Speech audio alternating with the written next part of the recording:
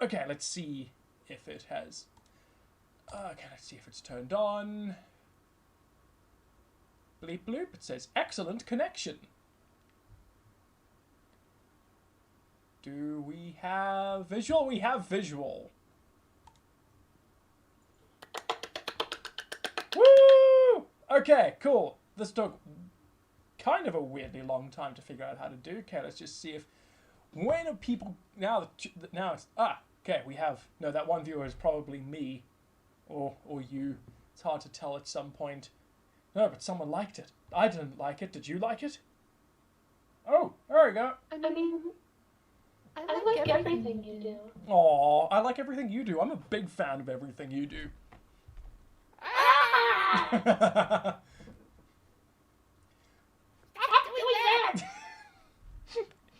Oh, by the way, have you seen... So have you noticed my name on the channel?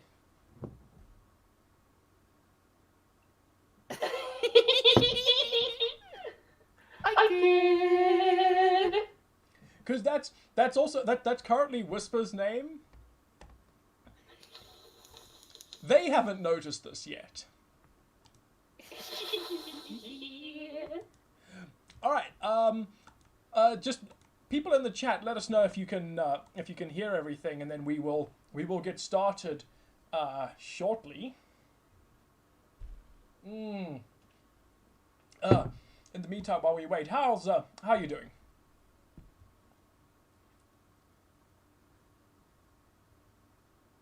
Wait, are you talking to me? Yeah, I'm talking. Are you talking to me? Yes, I'm talking to you.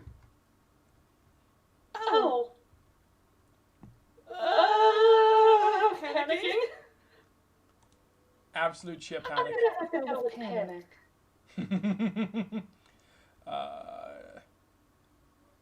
Yeah. Oh, yes. You're remarkably busy all of a sudden.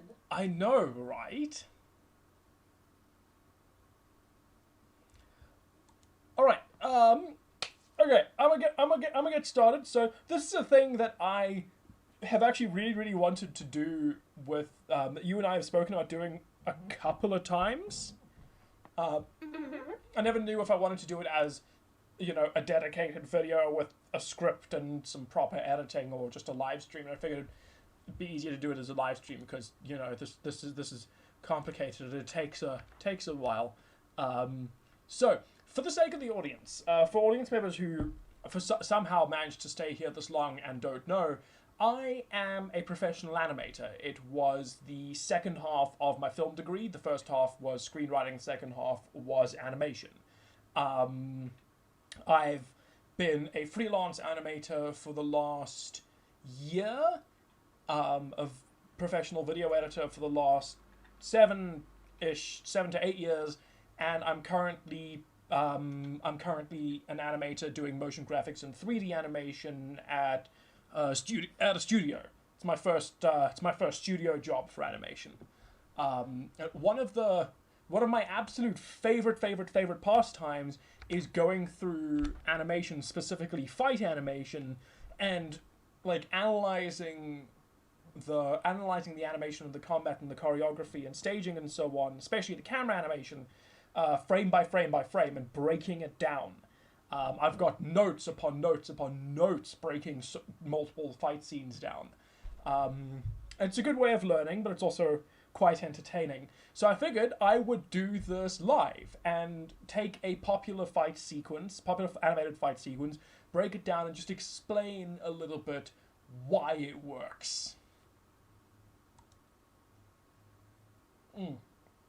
I am only 1.5 ciders down, so this is the correct amount of.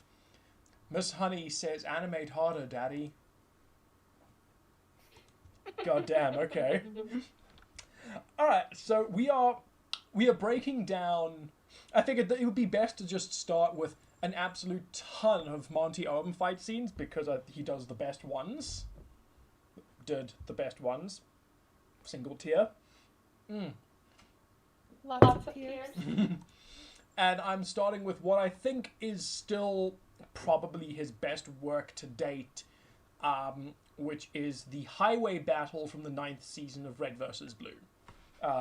one of the most impressive parts about this sequence was that it is done in a single take, with a constantly changing environment, and consistently changing staging, but you never lose the pacing never feels like it's being lost. The characters are always in frame, and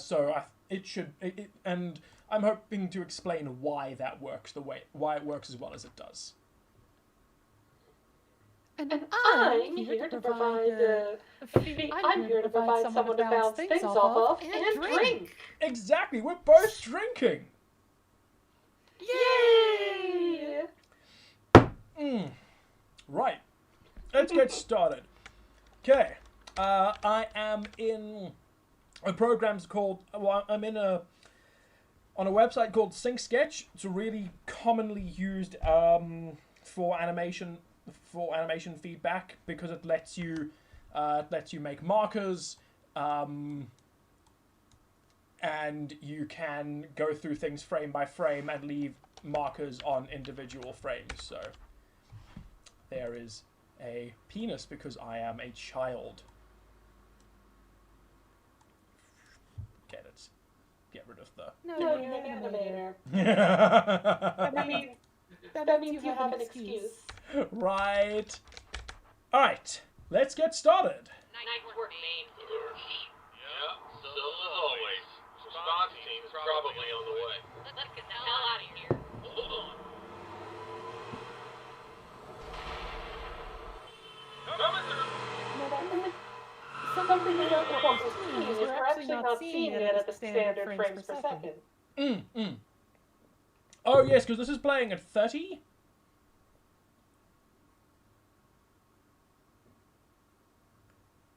Alright, cool. Here is the fight sequence.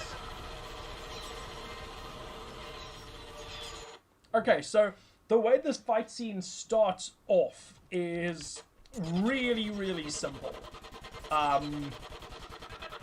Basically, a good fight scene usually starts by showing you what the pieces... Oh, there's a big echo. From who? From myself or Cinder? Let us know, chat. Or is it coming from the is it coming from the video? Okay. So it sounds like I'm echoing on your side. Oh, are you echoing on my side? Oh, okay. Because your audio to me isn't echoing. So it must be... It sounds like you're picking it up twice. Oh. Before it sends it over to... Before it sends it over to YouTube. Oh, okay. Let me see if I can fix that real quick. I think I know what the issue is. Well, Vermont does this. I'm going to go ahead and talk about something else that Monty does. That is one of the hallmarks of Monty's animation. And it's something that Monty really did understand that a lot of people needed to... that a lot of people still struggle with sometimes. And that's creating and using an environment. For example, in all of Monty's animations, the environment the animation is happening in, especially his fight scenes, do incorporate that environment. And they're incorporated both in what the characters do, what choreography is available, and how the story plays out. This is something that Rooster Teeth struggled with after Monty, as you saw a lot more of two people standing in a small arena, punching each other. Very much so, at like 100%. Whereas when Monty was doing it, it's something they seem to have learned about more now, is to keep the fights moving, keep them mobile, and to take advantage of the setting to create and incorporate an interesting environment. Yep, no, 100%. Even if you look at sort of one of the only fight sequences that Monty kept in a single environment, which we might go through later if we have time, which is Texas versus York, Maine, and Wyoming, the environment itself kept changing because they eventually added in the first half of the fight scene takes place in an empty room but with changing weapons, and in the second half of the fight scene they add up those big cinder blocks that just fill up the whole arena, so suddenly the environment changes without them having to move. And not only did they use those areas for cover, but they also used them as walls, both to jump off of, and used the fact that they were only so tall to use them vertically as well. Exactly. Monster animation had a lot of verticality to it. Absolutely.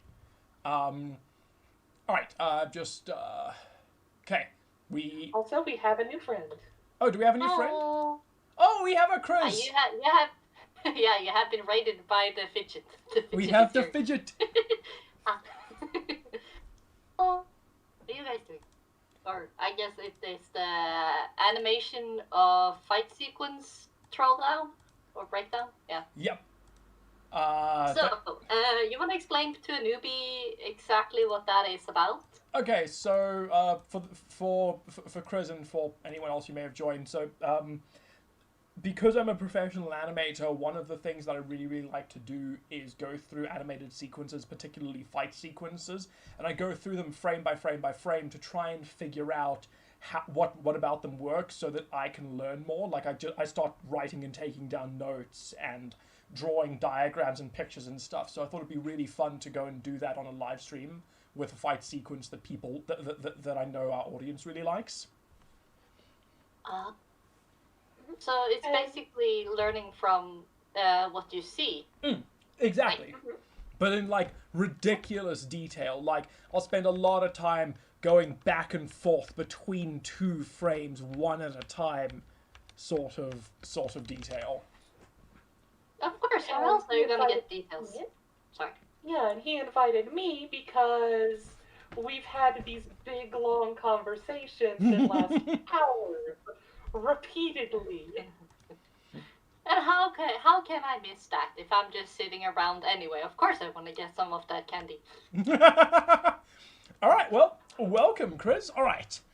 So, the fight scene has just started. So, so any good fight scene should start by introducing your core characters who are going to be involved and introducing the arena in which they're going to be fighting in. It's something that I've criticized a lot. If you look at an amateur fight scene, what you'll often see is that they won't show you the full arena that characters might be fighting in, which means you don't know the full layout, which means you aren't quite aware of what all of your characters' options and limitations might be. In this case, it's very, very clear before the fight scene starts that our characters cannot get out of the car to try and fight these people on the ground, because their opponents have air support, and which means they have to stay on the move. But the core limitation of that is, of course, that of the three of them involved, one can't fight because he's got to drive the car, and of the two that can fight, they can only fight by standing on top of the car. Their opponents have the advantage of jetpacks, which means that they aren't limited to just fighting on the car. They can get around wherever they want, which makes up for the fact that they are weaker fighters than our heroes, but Monty and the animation team has given them enough advantages in the setup so to even things out, which helps keep the fight a little bit more tense. Now, we also see in this scene that it sets up the various environmental factors. This is something I'm actually going to come back to every so often, because it's something I've been wanting to talk about for a while. We see a few major things here. We have the road, which is going by very quickly, and could pose a hazard, or something to do something ridiculous off of. We have the other vehicles. Which could provide both cover, an advantage, or a disadvantage in, you're trying not to hit them, Or maybe you are, because screw pedestrians. And in the same scene, you also have their own vehicle, these jetpacks, and you have that Hornet hovering overhead. So we've already established a lot of various assets you can play with here. Well, also you have the sign that they had to avoid, and you have the side rails that you have to avoid. I don't know if they're electrical or not. Nah, but you get but they hurt if you crash into one. That's true. Yes, and we've established that we are moving fast enough, just from the visuals alone, that hitting one of those signs would be really painful. Therefore, that's a potential environmental prop the animator can use. Something else that's and they can get run over if they have landed on the road. Sorry. No, you're completely right. I'm using my observation. No, you're my observation skills now. You're completely right. That's another threat. And what's nice is that so these threats are introduced, but then almost immediately the camera pans around and follows a sudden third guy who's got a sniper rifle who has gone onto this flatbed truck, which also sets up the flatbed truck, which will become a big part of the fight sequence later. He goes and lands over there, turns, and now he's got this massive advantage over our team.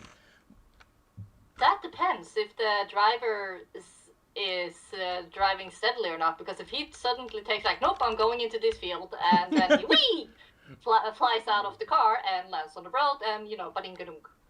Okay, cool. So we're going to get to the first...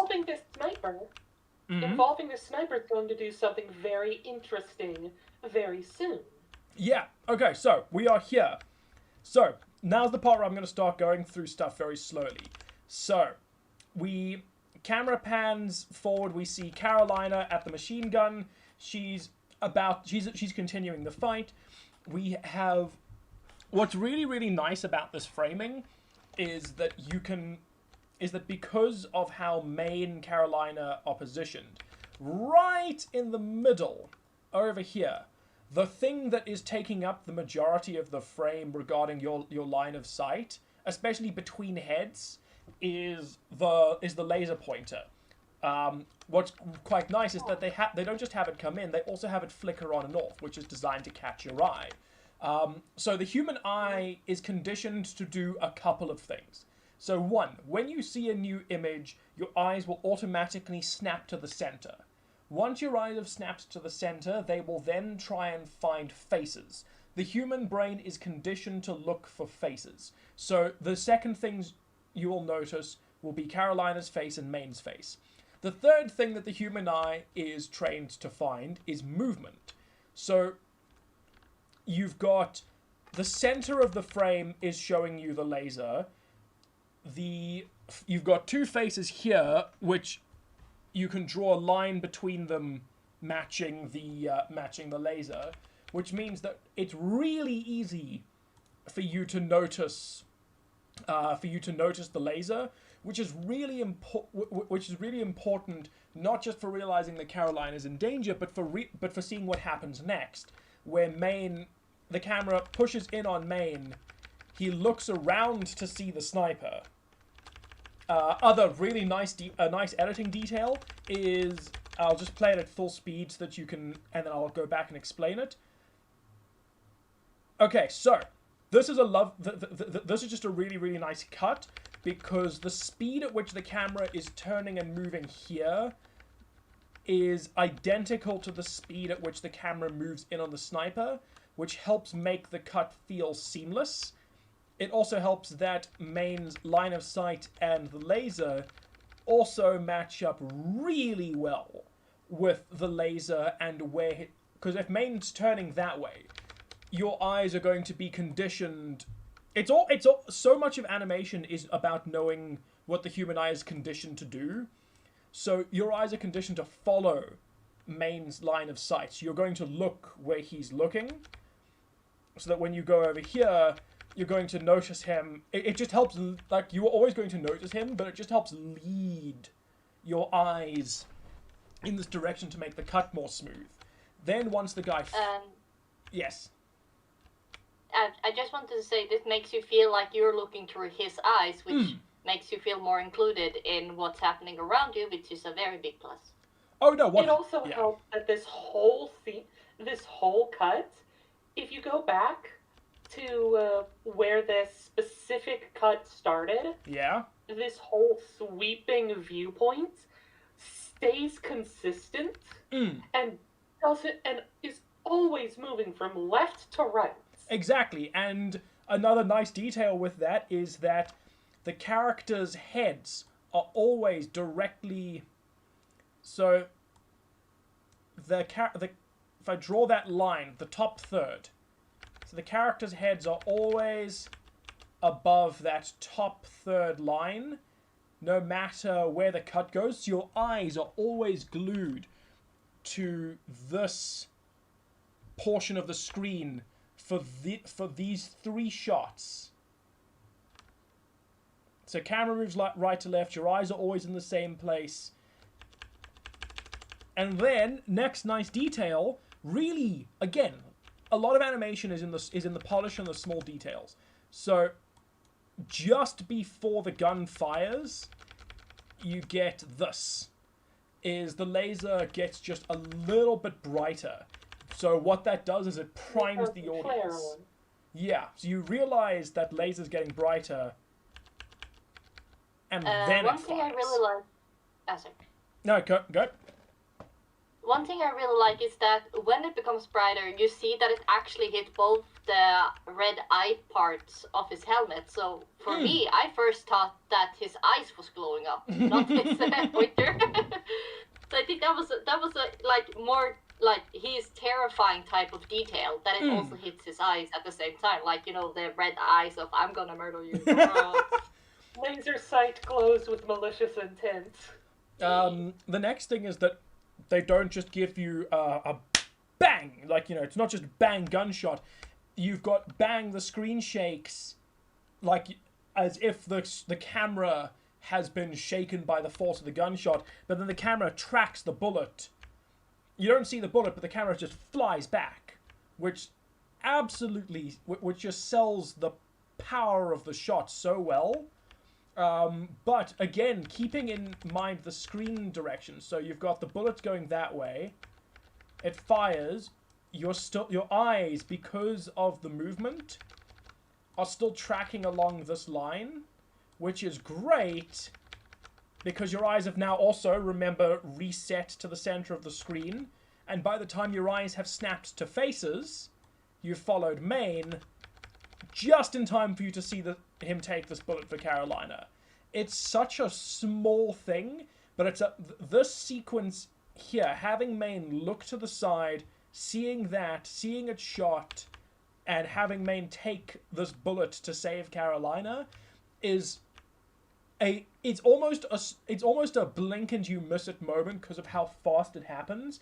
But the thing is that you won't fail to notice it because of how well directed and staged that sequence is. It's not just Maine's been hit by a bullet. You know he's taken the bullet to save Carolina. Yeah, because I think that one would have hit her in the lower back, in the middle of her lower back, so her spine. 100%. And if you pay attention to it, pause here. Scroll back until right there. Pause there. If you're really paying attention, you'll note that bullet was aimed right between the plates on her back. Oh, you're right. Yeah. So if you either are really paying attention or you know how the armor looks, you'll see he took that round on the thickest part of his armor. Yep. Instead of her taking it on the weakest. Yep. Now this sniper does something amazing for the story. For the story of this fight, this sniper does something amazing. Up until this point, we've established that the most unstoppable, the most dangerous and unstoppable individual in this series is, in order, Tex and then Maine. Agreed. And Maine is way more durable. We have seen him take so much more punishment. And this sniper puts him out of action for this fight. For this part of the fight. And as up until later, when he re-enters it, he is now out of this fight for the viewer. Which now means instead of 3 people, you have 2, one of which is on a turret, who's now surrounded. And this other person is driving. This really ramps the tension of the fight up. And it makes what happens later even more impressive when he gets back up and starts beating fools. And what's also so important to remember is that the fight scene has only been going on for about 30 seconds at max, and so much has happened. And like things. We also get this nice little detail of his brute shot just flying away. Yeah, that one should have not landed on the car. That should have gone like wee somewhere else and hit something. I love this frame. I love this frame. I love the way it pushes in, so you get this moment to hold. Like, Carolina adjusts really quickly, but you have this brief frame of her just being distracted for her team member before she's back to business and notices that sniper and dodges that second hit. And we also see something really nice with eye tracking here. As Maine goes down, Monty uses his weapon to make your eyes go from the left or center where Maine is, and his arm up and to the right where Carolina's about to be. Agreed. Like, it's because you need to see where Carolina's about to be, not just for her reaction to Maine, but for her to then react that way. Again, also really, really good. So if they had just had the bullet come and Carolina dodge it without her looking there, beyond it like not letting you realize what happened, it's also, again, it's in animation a really, really small detail, like having a character look in a direction, even if it is just for, hang on, okay, Maine goes down there, okay, 1, 2, 3, 4, 5, 6, 7, 8, 9, 10, 11, 12, 13, 14, 15, 16, yeah, okay, so it's 16 frames, where... Oh, that was close too. In which she is reacting. It goes by so fast, but just her looking in that direction for what is, I think, like 60% of a second is enough for you as the audience. You're looking there, and you know you've got to look there. So the amount of screen space that you as the audience are focusing on is this much. The rest of this frame means nothing to you. You're not looking at any of this frame because of how... It also helps that Monty has positioned... Well, that the animators... This might... Like, Monty didn't... Yeah, but, you know, let's be honest. Monty positioned this Carolina over here on the right third, which... So, for people who aren't familiar... I will just draw the graph now. I was about to ask, is it that spiral graphic stuffy that people always use on posters? So, very similar. So, the golden ratio is one way of doing it. The other one is this. So, audiences are more likely to look on these lines. They're more likely to look across these two horizontal lines or down these vertical lines. But they are most likely to look there, there, there, and there. So to refresh, our rules of where an audience's eyes goes. New shot, they will reset there. Second point, they will look for a face. If they cannot find a face, their eyes are more likely to rest on these thirds. So you've reset, you at the beginning of the shot, you reset to the center, which is where Maine took the bullet. You then looked to his eyes. You then looked to the movement of the brute shot. You then looked to Carolina's face for the reaction. And look at that. Carolina's face is directly smack bang on that third point, which helps you take in that information about that sniper bullet, so that you can see that she dodges it. It all happens so, when you want a fight scene to happen quickly, and you realize that an audience isn't going to have time to take in a lot of the information, rather than slowing down the fight scene, what you can do is instead just have really good framing and eye direction. Now, it also helps, and this is something that comes from the models, every single one of their colors contrasts with that orange visor. This really helps with drawing the eye to that section. This is actually something we see in Halo itself, is that olive drab color contrasts very sharply with the orange gold visor that we see. Another interesting thing about this is the time it took for Maine to go down, because let's face it, he did go down a bit dramatically, over dramatically. Look, he can be over dramatic, it's okay. Is just long enough for your brain to process, oh crap, he did this just happened, and the moment your brain's finished processing that, the second shot hits. So we see timing mixed with framing to make it so that you don't have to frame by frame this scene to realize what's going on. Exactly. That's, I think, so much of animation is around really, really excellent magic tricks,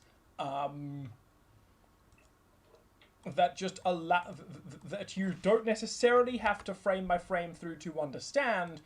But once you start framing by frame, once you start doing a frame by frame through them, you start to realize just how clever these tricks are. Right, okay, so Carolina dodges the attack, then we cut through. Now we are introducing... Screen has gone black. Now, as a note, this is, since the start of this fight, this is the most dramatic cut we've had. Yeah, this is the first time in this fight that we are introducing a whole new character. Well, so Tex was... We knew... We also have this... Go ahead, sorry. Sorry. In the previous episode, all we saw was that Tex got a bike, and that she was being chased by people. That's as far as we got.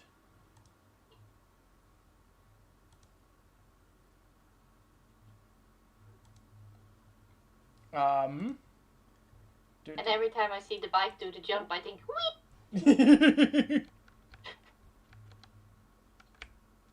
Okay. We had some ATVs, vehicles on the farm, and had a lot of fun on the big hills. Yeah. There's another thing. That cut we just did, that sharp cut, establishes that while this is still the same, basically the same set, this is a different part of this highway. Because this is the first hard cut we've had that people are going to notice since the fight started. Despite the cut being hard, though, really excellent thing I'm noticing here. So you've got Carolina. Okay, so we've got camera goes up, up, up, up, up to the left, up to the left, up to the left, up to the left, up to the left, up to the left, up to the left, up to the left, up to the left, up to the left, up left, up left, up left, cut, up left, up left, up left, up left. So you've got the same camera motion in between the cuts. So despite a completely different location, you've still got an identical camera movement, which is always, from an editor's perspective, that's just always good. You always want to try and cut with some kind of similarity in that regard. Even if you're going to a new location, it just helps everything feel so much more smooth. Mm-hmm. The only time you want to cut going in opposite direction is when you want that cut to feel jagged or sharp. I've seen examples of this done with things like someone being punched from the camera's POV, and we want to really emphasize the recoil feeling. So, scenes where the character will be point of view, someone will be hit, and then we snap out of point of view. Usually that's a case where you could cut in a different direction. Instead of going backwards, you could then move forwards into that scene from a different direction to further emphasize how sharp that motion was. Exactly. Also, while I'm going through this, this is something that as an animator, specifically in 3D, it's a pain in the ass that I've had to deal with, is, the thing, so feet controls and bottom controls, on the 3D characters, they touch the floor. Okay, fine. And if they touch the floor, it means it's really hard to see your controls if your character is standing directly on the floor at all times, which means that if you lower the camera on a lot of 3D animations, like in this fight, you'll notice that the vehicles are not touching the floor.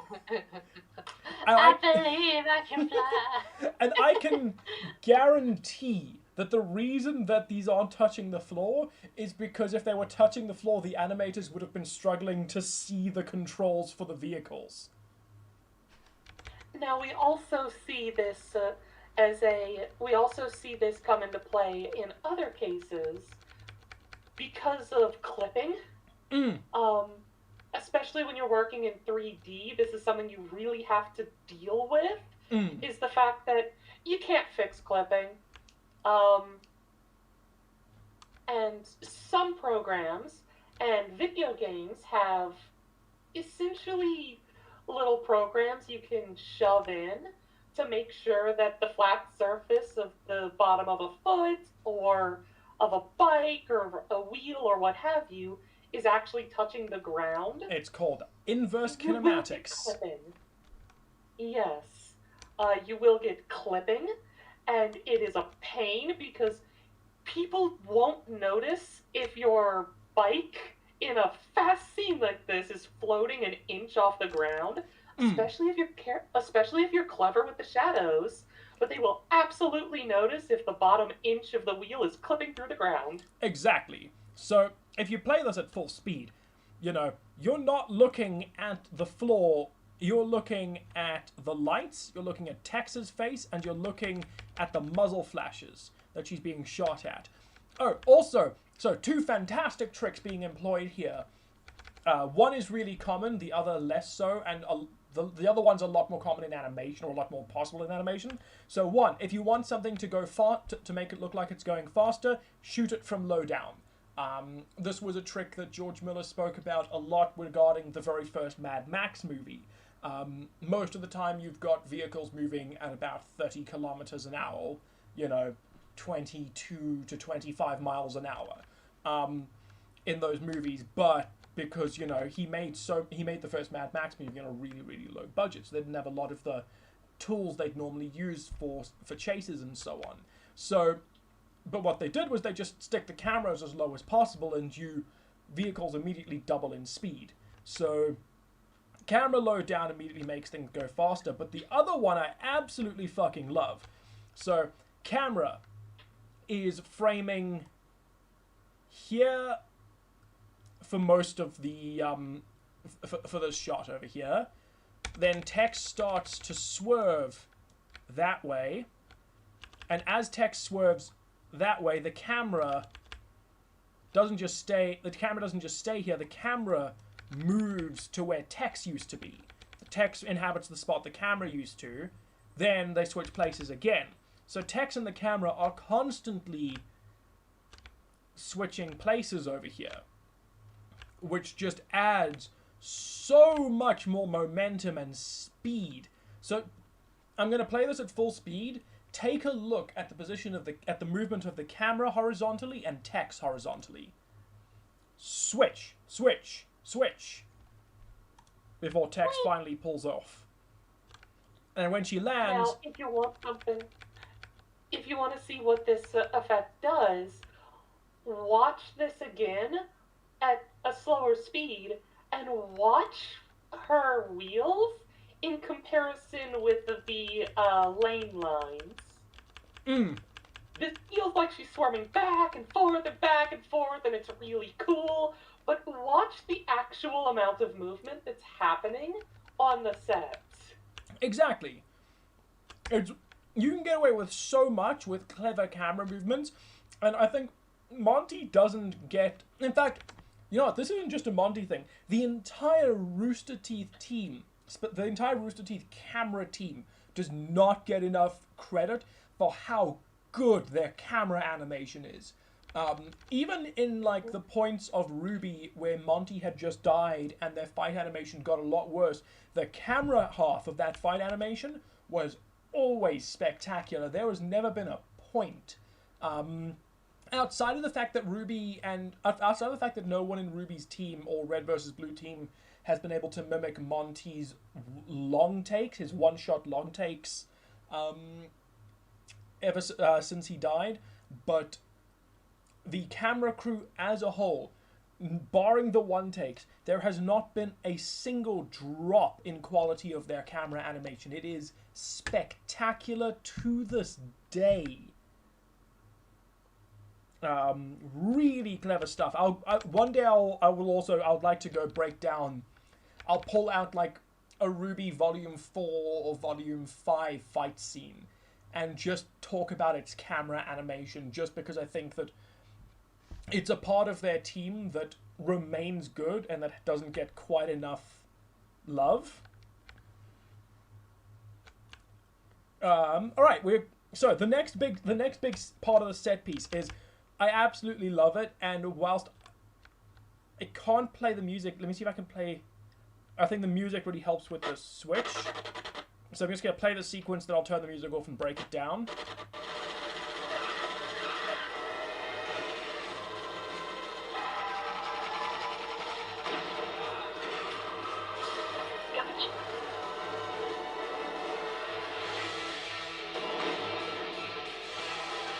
Okay, music plays such a big role in fight scenes, but so with Tex blowing up the ship, we get this change in fight scene, which is in music, which is absolutely spectacular. But let's just go back to to this bullshit that I absolutely love. Like, what the fuck? That's so cool. Roy Mustang says in the comment section, can we look at the fight in Blake's house for the RvB camera review? That's the exact fight I was going to use. Like, straight up, that's Nice. the exact fight I was going to use to demonstrate how good RvB's fight animation is. So, good on you, Roy. The only thing I want to say about these scenes, the 2 times he fire off the gun, I see no recoil. I see no movement from the giant gun that goes pew pew, especially in the air. Right? It's like, I'm not a gun expert, but even I know that big of a gun is gonna make you move back a few meters. Right, so we've got... Or a bit more. Okay, so let's break down why this stunt works. So, Tex is... And then I'll explain the rocket launcher thing. Like, it looks awesome. I'm not complaining. It's just my inner gun knowledge person is like, meh. But it looks awesome. So you have.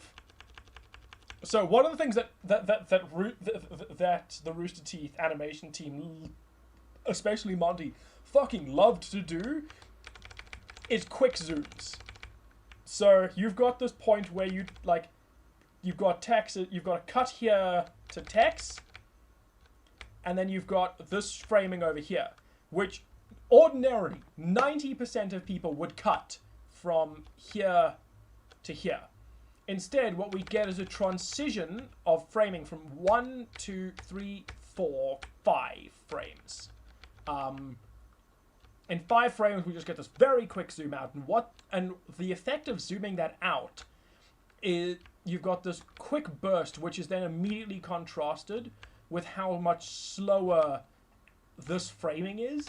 But what's really important is that you've got is that because of Tex's colors, you've got, so Tex is black, so the only thing, so you've got her eyes there, you've got the light here, which means, and you've got, you do kind of have a little bit of the smoke here as well. And then you've got... And the light in the background. Yeah. That disappears. And you've got the movement of that warthog coming in, and take a look at how beautifully everything leads into each other. The shapes that are made here lead the eye wonderfully so that you can see what's happening. So that you can see exactly how Tex gets the upper hand in terms of her positioning in this. By it's not so that you've got strong posing from her. You can always follow her visor. You can always follow the eye line. And when Tex's eyes are literally obscured, you've still got these blue lights over here. And you've got those lights over there. So you've always got some sort of surrogate of an eye line. And you are then immediately given back Tex's eye line, which matches up perfectly with the line of her rocket launcher. The camera can then pan up. Yes. This also draws the eye back from the right, where you've been, to the left, as she pulls this rocket launcher out. So your eyes do this sweep across the screen before coming back. But it's all completely smooth. Your eyes are here, then they're here in the exact same place. Now they're over there. They're there. They're back here. You follow. Look at this.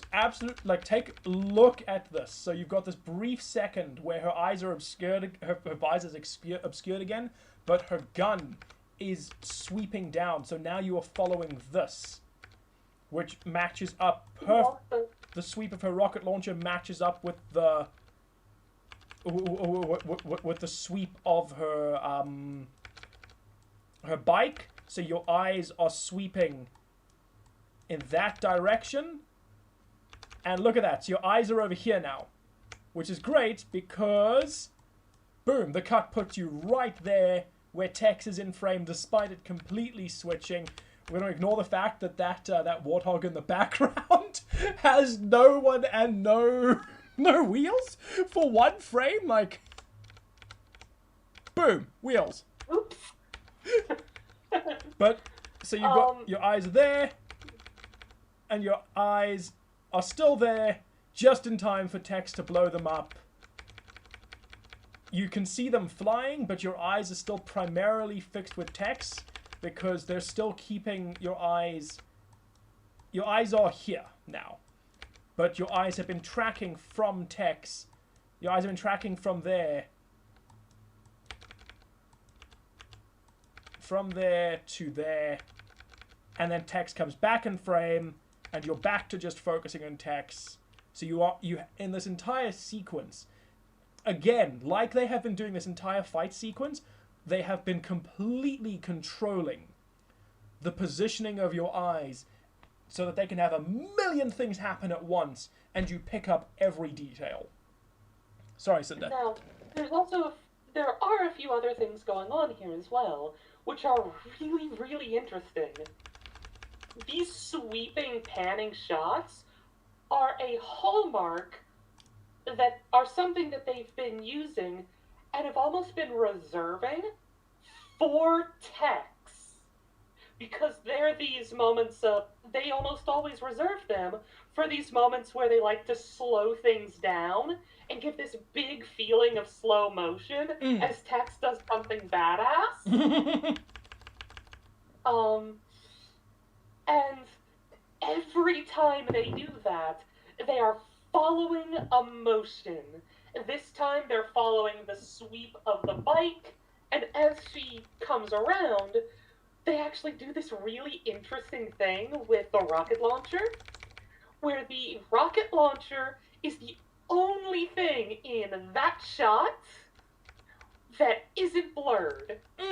So it is that moment right there. Everything else is blurred, but the rocket launcher itself is crystal clear, drawing your eyes entirely to it. Yep, so you are not focusing on anything. So I am scratching all of this out because you would not notice it anyway. Like, your eyes are completely there, so that when, Tex swings around. And you actually will notice this throughout, if you frame by frame through the part of her pulling it off her back, it remains the only unblurred thing in this area. Even her, for most of that little sweeping animation, is blurred. It's not realistic that it's not blurred, but that doesn't matter. It's animation. The purpose of it is to draw the eye. Exactly. So you've got all of this stuff. So when we get to the end of this, I'll play the entire fight sequence as a whole, but I promise to go through all of these through it all first to just remove all of my drawings, because going through it you can sort of see all my okay. No, you're completely correct. So that is. We also have this really nice bit of comedy as well. As if you scroll back at the middle there, you have Tex and you have this guy falling. As Tex sweeps off to the right, and is obscured by this car, he's the only thing in shot. So we have this split-second comedy of him face planting. You can even hear them screaming. I know, it's amazing. And the camera, also nice thing to notice. The camera follows this guy because it realizes your eyes are probably going to be on him because they pulled Tex and the lights off. If you follow this, then you have this car sweep in, obliterate him, and crash into the warthog. But if you didn't follow that, and you followed Tex, your eyes will sweep from the right back to the left with the red lights of the car. And you know what else? Sweep back up. Sweep back up this crystal clear rocket launcher. Yep, look at that framing. Fucking look at. So your eyes have gone from here across the rocket launcher to her eyes.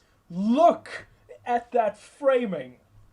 The camera is also moving the exact same direction, and then same trick as before. Tex looks outward to the right at something you can't see. Camera frames open a little bit so that you can realize you're seeing something off screen. Boom, cut to there. You can see exactly what she's looking at. And in case you needed extra help, the rocket launcher is framed in the same direction as her face. You got line, object. And in case you needed any extra help, the camera pushes in. But what the camera animator makes sure to keep the rocket launcher in frame, because that's the tool that she's about to use to absolutely decimate it. And again, all of this happens so fast, but you never lose track of any of it. And as she fires, pause right as she fires. Okay, cool. We have this really nice. We have this to emphasize the power of this shot. We not only have the Hornet just blowing up, but we have this rocket launcher recoiling massively, throwing Tex's arm way out behind her, and she even lets go of it to make it fly off even further, to further emphasize how hard this hits. Beautiful! That's recoil in fight scenes is something that you don't, or even action scenes, is something that Monty had just such a grasp on, and it's something that Rooster Teeth's current animation team doesn't is really starting to pick up again. Oh yeah. Sorry, yeah. Needs an impact. They've got a lot. Everything needs to not only, whenever any kind of impact happens, it not only needs to be felt by the one being hit, but by the one doing it. And the exceptions need to be very notable in that. If we look at Ruby, we have an example of a character who does this really well with Yang, and we have a character who breaks this and does the opposite with Weiss. Yes. In Ruby, Yang stands out as feeling so much stronger and more powerful than everyone else because every single hit has this recoil both on her and her target that the others don't. And it's something that you can see that the animators for after Monty passed away were really struggling with. And it's one of the reasons why after Monty passed, fights with Yang, they started relying a lot more on DBZ punches. Yes. They started relying a lot more on DBZ punches to try and get across that strength instead of her hitting them, instead of it feeling like she was hitting really, really hard. Right. And the sound effect played into that with that delicious shotgun sound. Okay, I'm sorry. No, go for it, go for it. This is one of my favorite aspects. No, you could absolutely. I actually thought you'd finished. So, if you want to keep going, keep going. No. Yeah, come on, let us know. Favorite aspects of Monty's style, and it's something that you actually see in a lot of live action stuff that does fights really well. One of the best examples in recent memories is just everything that's done with John Wick or oh god, what's the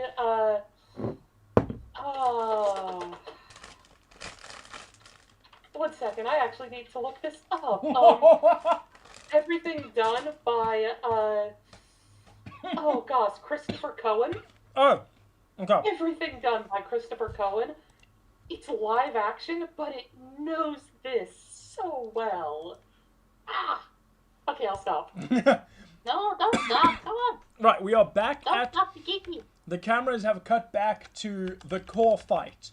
And we are about, despite the hour we have spent talking about the fight so far, we are only now actually getting to the good part.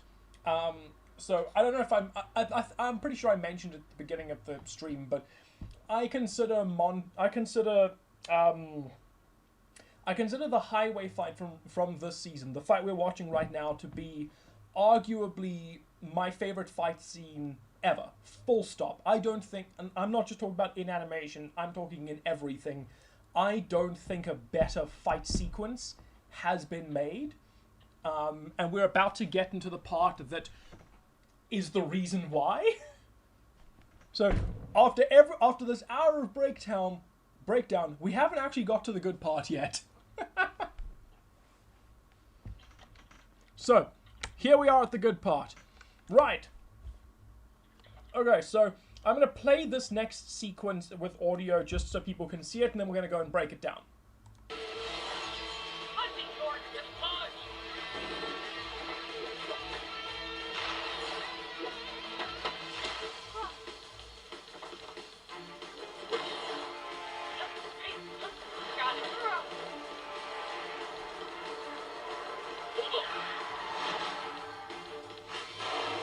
Alright, I'm stopping there.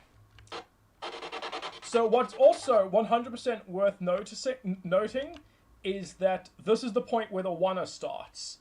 Almost the entire fight scene from the point of the cut back here somewhere is okay, cool. Here.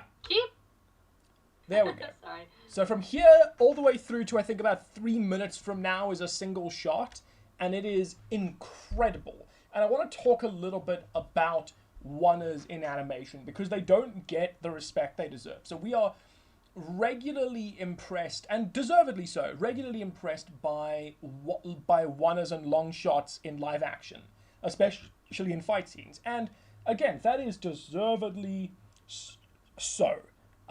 Especially because they are an action scene done in one shot in live action will always be more impressive and more difficult than in animation. That's a fact. I'm willing to admit that. But you are still dealing with every other issue that a oneer presents, even if you don't have the logistical issue. You still have to deal with having your framing be right. You've still got to deal with the fact that a oneer will always slow down your pacing. Every single time. So pacing in a fight scene is so important. So if you have a long take, even if it's in animation, you have to deal with pacing. The next thing is that this oneer tracks through a lot of locations. We are still on a speeding car, which then moves to a flatbed truck, back to a speeding car, back to the flatbed truck a couple of times. Swapping characters in and out, which doing the location swaps in a oneer smoothly, even in animation, is a pain in the ass. So it is a lot more difficult than you would expect, and so even in animation it deserves a lot of respect. But let's get to what makes this cool. So okay, so first thing, so all animation is governed by something called the 12 Principles of Animation, which are just the 12, like, sort of guiding rules for what makes animation good. I'm not going to go through all 12 now, but the reason I'm bringing this up is that one of the rules is something called arcs, which essentially the idea is that something in an arc, whether it moves in an arc or whether it's shaped like an arc, is just always more pleasing to the eye. So when you have Carolina look that way, we cut here and we follow this dude this lady arcing above Carolina, shooting down at her, tracking with Carolina's eyes. This person does the backflip. So you've got this absolutely gorgeous arc, which is really nice to watch as she comes down, lands really solidly, and we've already got everything in frame. You've got Carolina over there. She is the core center. The core thing that everybody is fighting over is this briefcase on Main's back. So Main's back gets a lot more prevalence than Carolina in this shot. So you've got the person who's going to steal the briefcase. You've got their face is your primary point of interest. Their entire body is your, like, is point of interest 1A. So that's 1. Then you've got 1A. Then you've got 2. Then you've got 3. So your eye, and again this is also on the third. And this is on the third. This actually lines up more with the center than it does with the third, admittedly. But that's still a ton of eye direction going on there. Which is really important because you then got her eye line goes that way toward Carolina. You've got this very quick motion happens by Main's briefcase. But you've still got...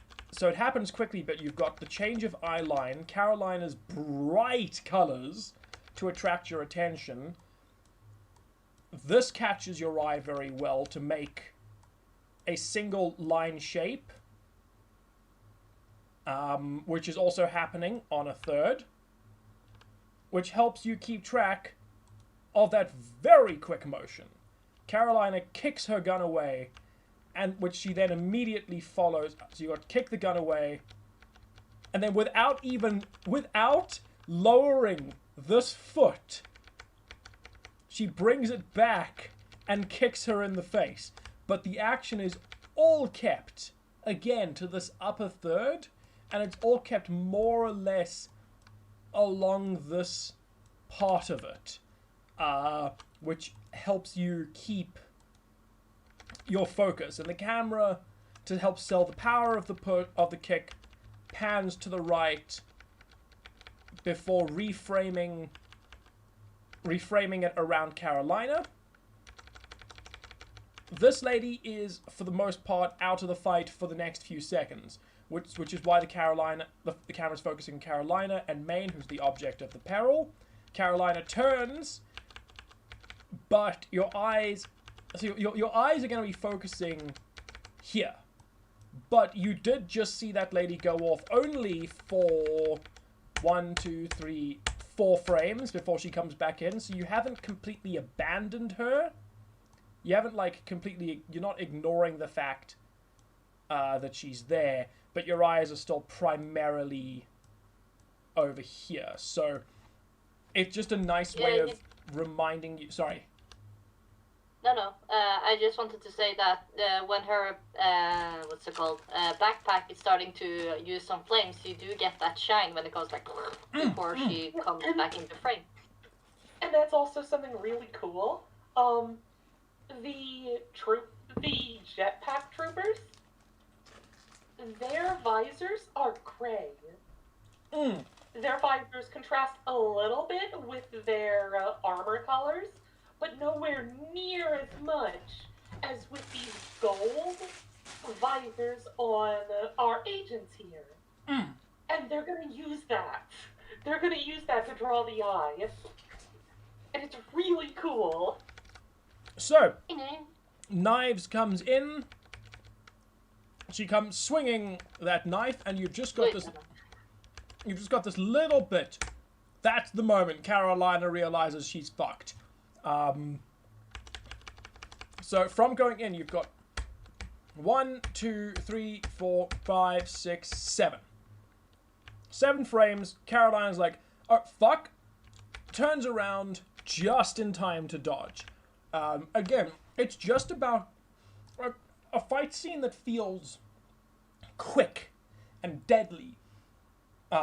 Has to take a big risk. It has to risk giving the audience as little time to breathe as they can get away with, because otherwise you have the fight scene start to feel like it's slow and like it's dragging, which is a problem that Red vs. Blue season 15 and seasons 15 and 16 really suffered from.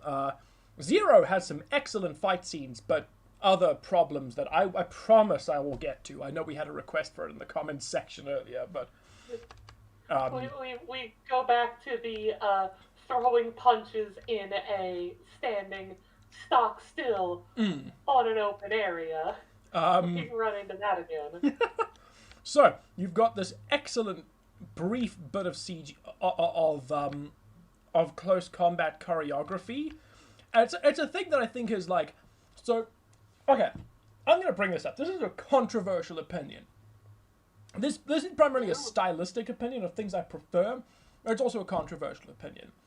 I think most animated fight scenes, particularly 2D animated fight scenes, are really, really bad. Particularly the ones that are just punches at high speeds. And, like, mostly just, like, person 1 punches person 2 a fuckload of times, person 2 flies through a mountain, crashes, the mountain falls apart, person 2 jumps out of the mountain, punches person 1 1,000 times, but the punches themselves are mostly like, you are just seeing them like sort of going, ba ba ba ba ba ba ba ba ba ba ba ba. It's the DBZ effect. Exactly, the DBZ effect. I've seen it in One Piece, I've seen it in... I think those are like the 2 big offenders. I think I've seen it in, I started watching, what the fuck was it called?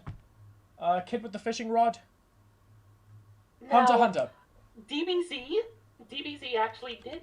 DBZ was one of the originators of this problem, but it actually did it in a very interesting way, and it limited those moments to essentially fight scene filler. The breathing moments. Those, DBZ, the DBZ million punch things were never the highlights or never the things that sent someone flying. It was always these really big singular hits, which did actually feel fairly effective. See, One Piece is one of the really big ones that kind of fail at that. I like it when a fight. A lot. Go ahead, sorry. I like it when a fight scene. Oh, sorry, Chris. Yeah, sorry. Yeah, just a question, because have you ever tried standing on top of a car that drives at least 60 kilometers? God, no, that'd be a terrible idea. And that is why I'm wondering, how are they able to fight like this on top of very fast driving cars that are definitely going more than 50 kilometers an hour? Well, you can see the points where they struggle with it, because these are characters who we've seen.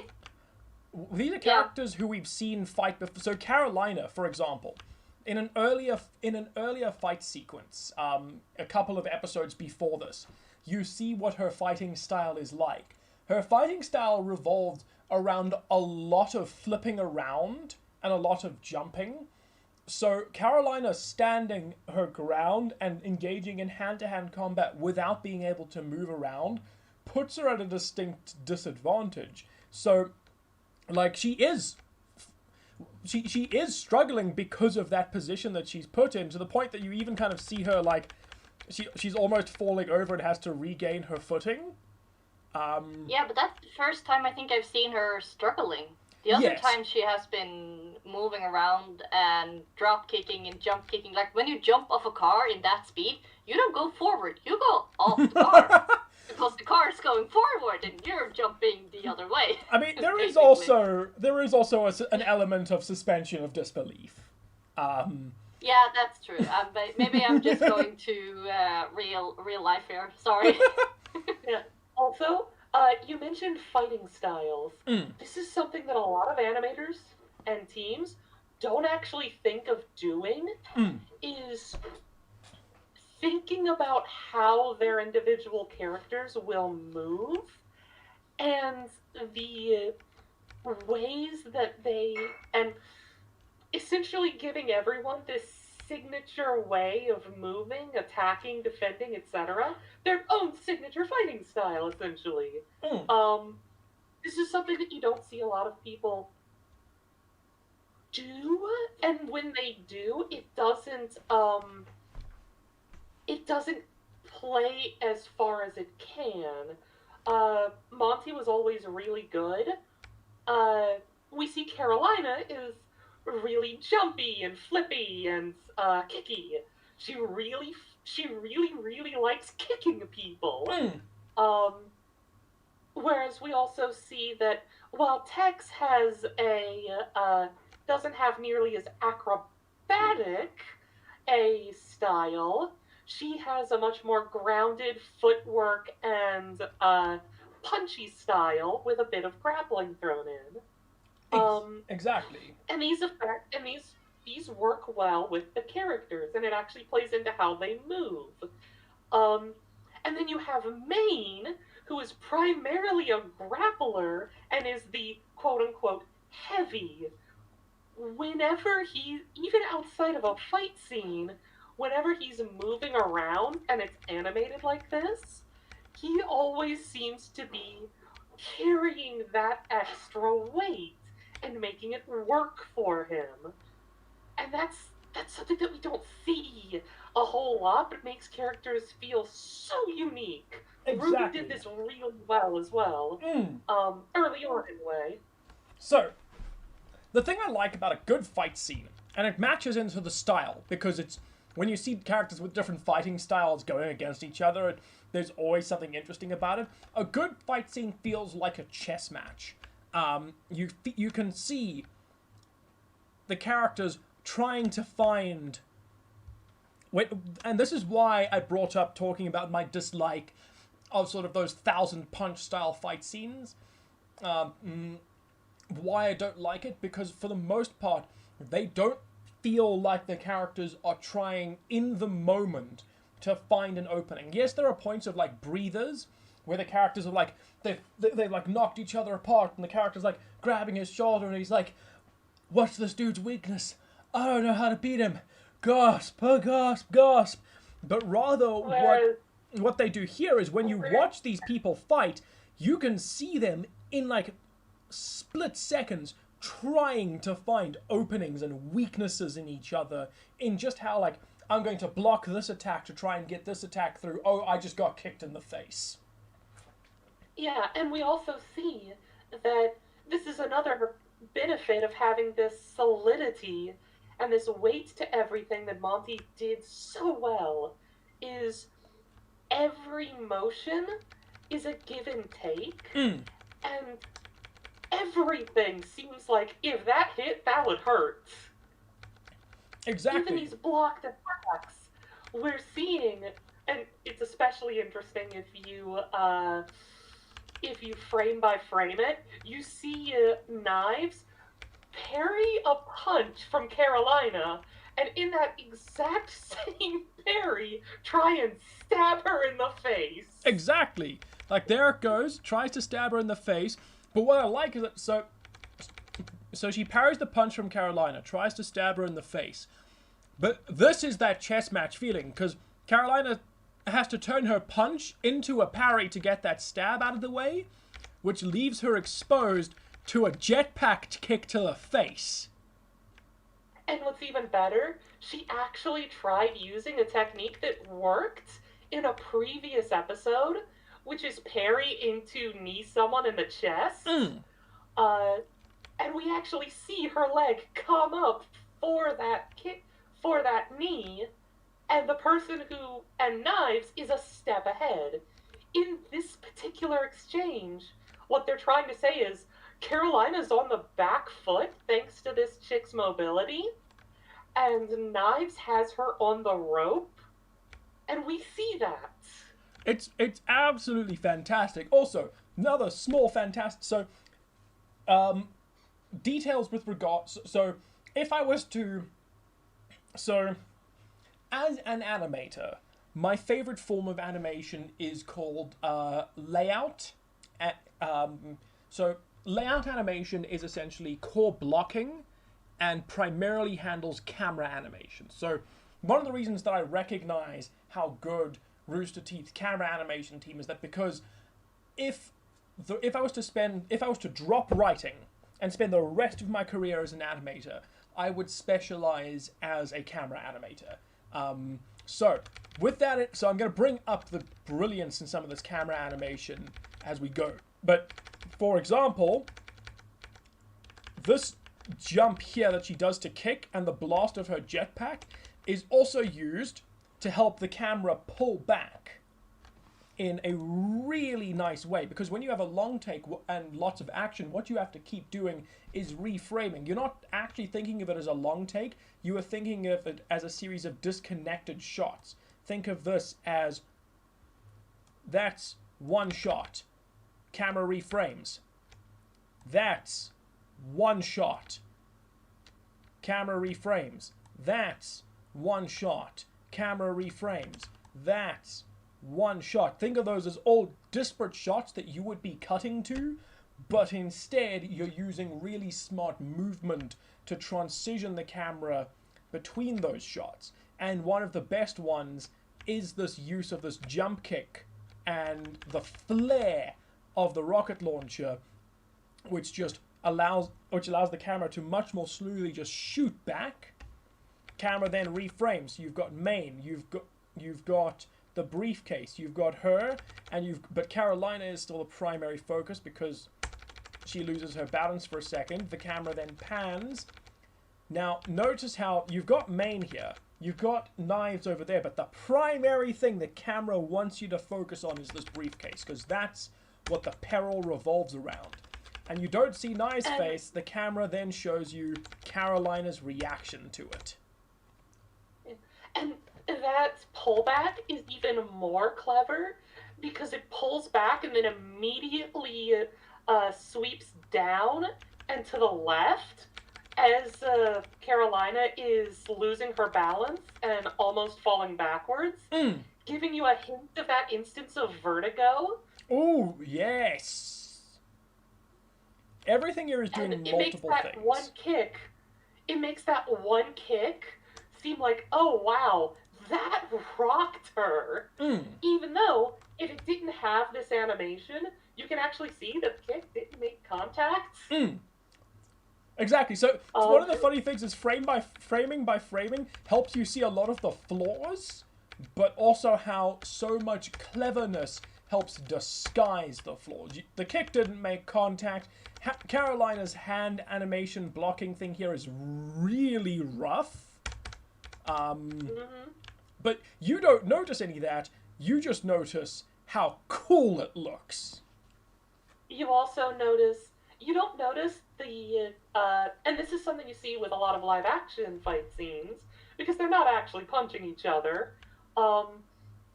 especially with ones that have a stunt double or an actor who's really not super great at the whole martial arts thing.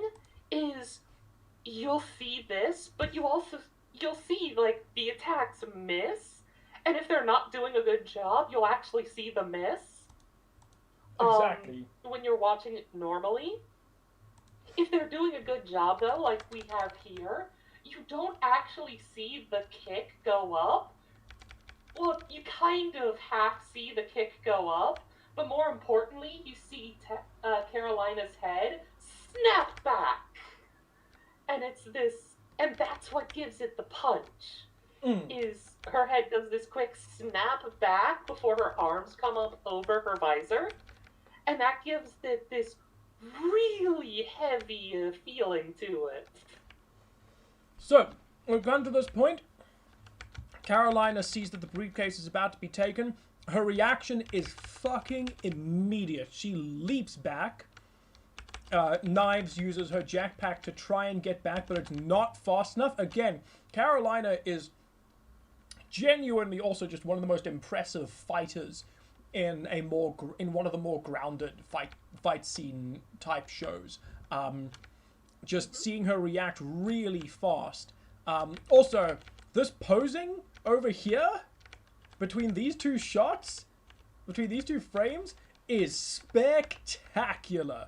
You can make a poster out of it.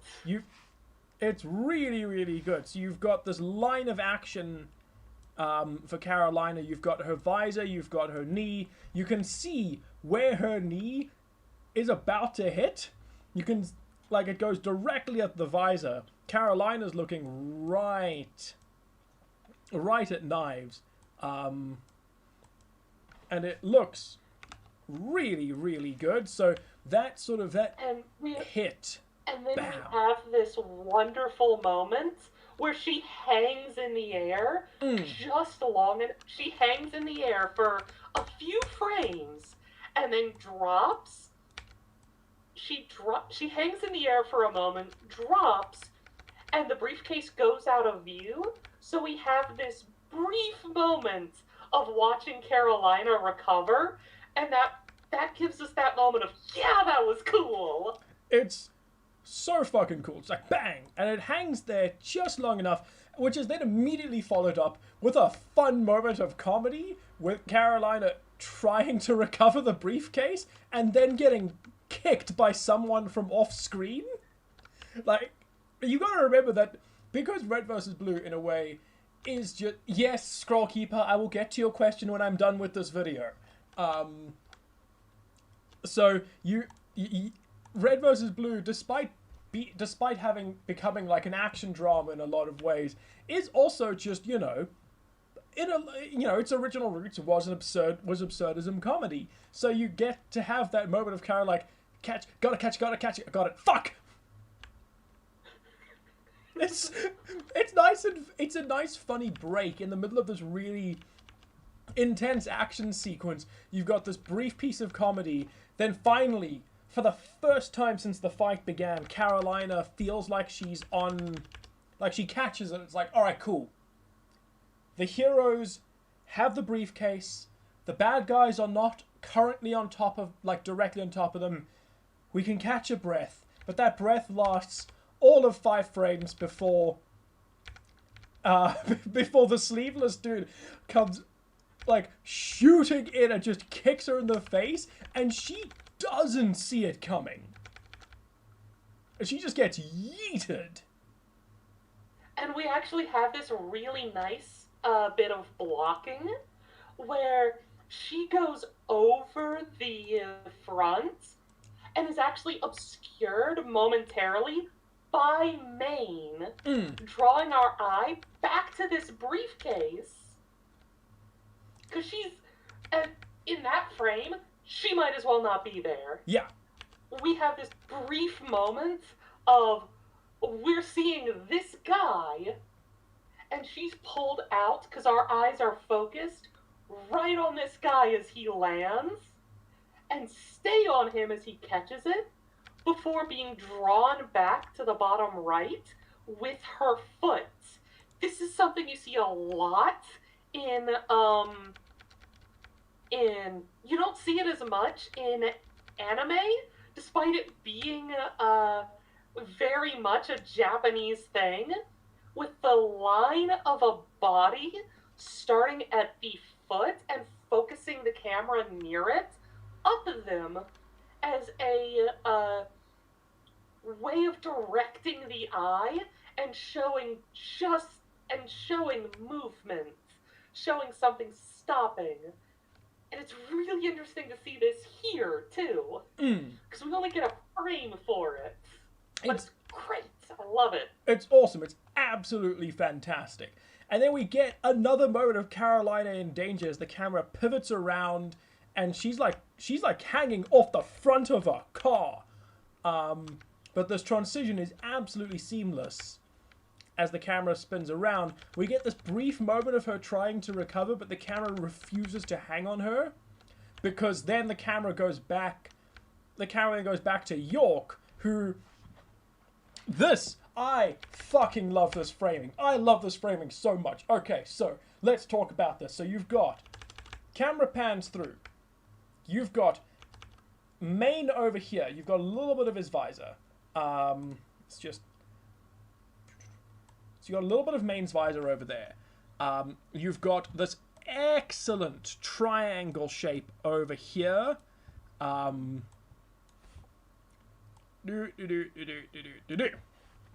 Okay, so you can very clearly see that this dude is about to shoot Maine, but your primary focus is on York.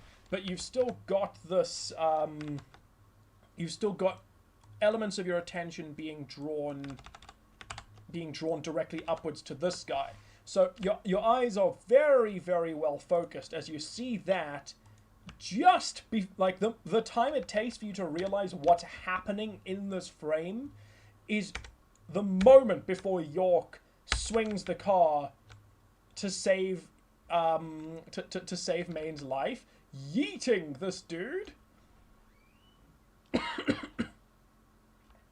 we also get hello. And this is actually, and for this scene, this is the first time we've seen York in any kind of prominence. So this is a really nice way to reintroduce him back into this scene.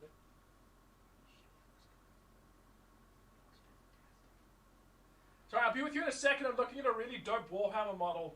Sorry, this is my fault. I just finished the model.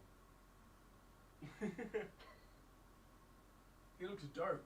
Okay, back to your podcast. I apologize. Alright, okay, so, yeah, as Cinder said, this is the first time you've seen York actually, you just remember that York is back in here, and he makes himself very useful very quickly. Mm-hmm. And this is actually something really interesting, because if you frame back through, in some of the previous scenes, he actually wasn't in the Warthog. Makes sense. It was driving itself. Why would you but animate... you only notice that if you frame back through. Because, like, your attention's not on York. Your attention's on everything else, as we've been demonstrating. So you've got York then yeets them off. So your eye will then follow the biggest source of movement, which comes from Sleeveless, which is great because he's now transitioned by Carolina, who is the most colourful thing in the shot, which is great because you then see Carolina grab the briefcase, and then the camera just snaps into motion. And one of Carolina's most badass moments as she grabs the briefcase and just lands perfectly. On her feet, briefcase in hand. I am the most badass character in this show. Oh. I am using Chrome. And we also got another interesting thing in that brief moment, we actually saw Maine wake back up. We actually saw, because he just now re-entered the fight. Yeah, he looks up. We just got to see him waking back up as the car goes flying past. Yep, there you go. There's his face. And what's more important is that habit, he does this, he follows where your eyes are going.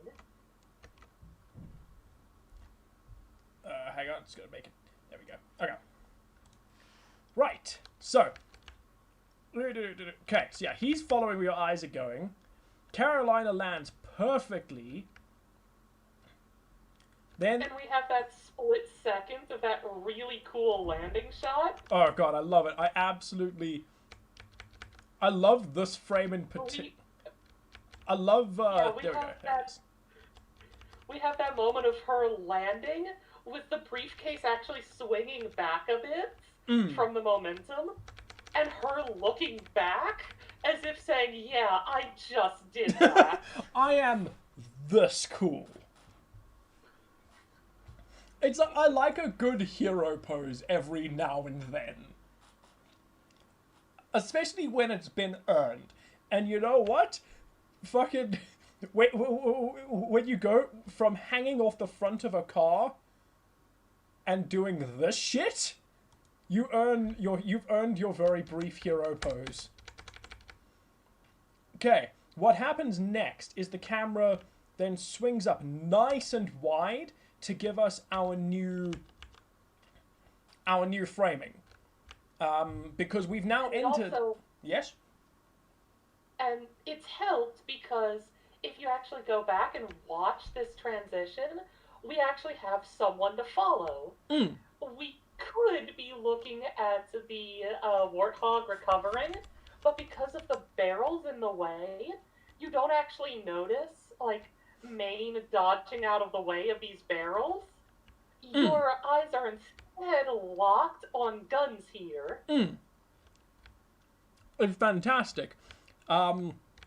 So now we have, for all intents and purposes, entered an entirely new combat arena because a lot of the terrain is different. So, as you can see, they've got they're on top of the flatbed truck. They've got new obstacles in the form of barrels. You've got a 2-on-1 situation at the moment, but you can also see York in the fight there, and you can see Maine has now re-entered the fight at last. We also have this, and going back to what I said, Monty could have easily made this flatbed completely empty like he did with the one that had the sniper, but he chose not to because he wanted to add this cool scene of Carolina taking cover behind one, and the gun show here throwing this barrel at Maine and York. It's fantastic. This is what I mean by using the environment. So, like I did before, I'm going to play this next section with volume. We're going to just watch it. I'm going to pause and then we'll go back and go through it.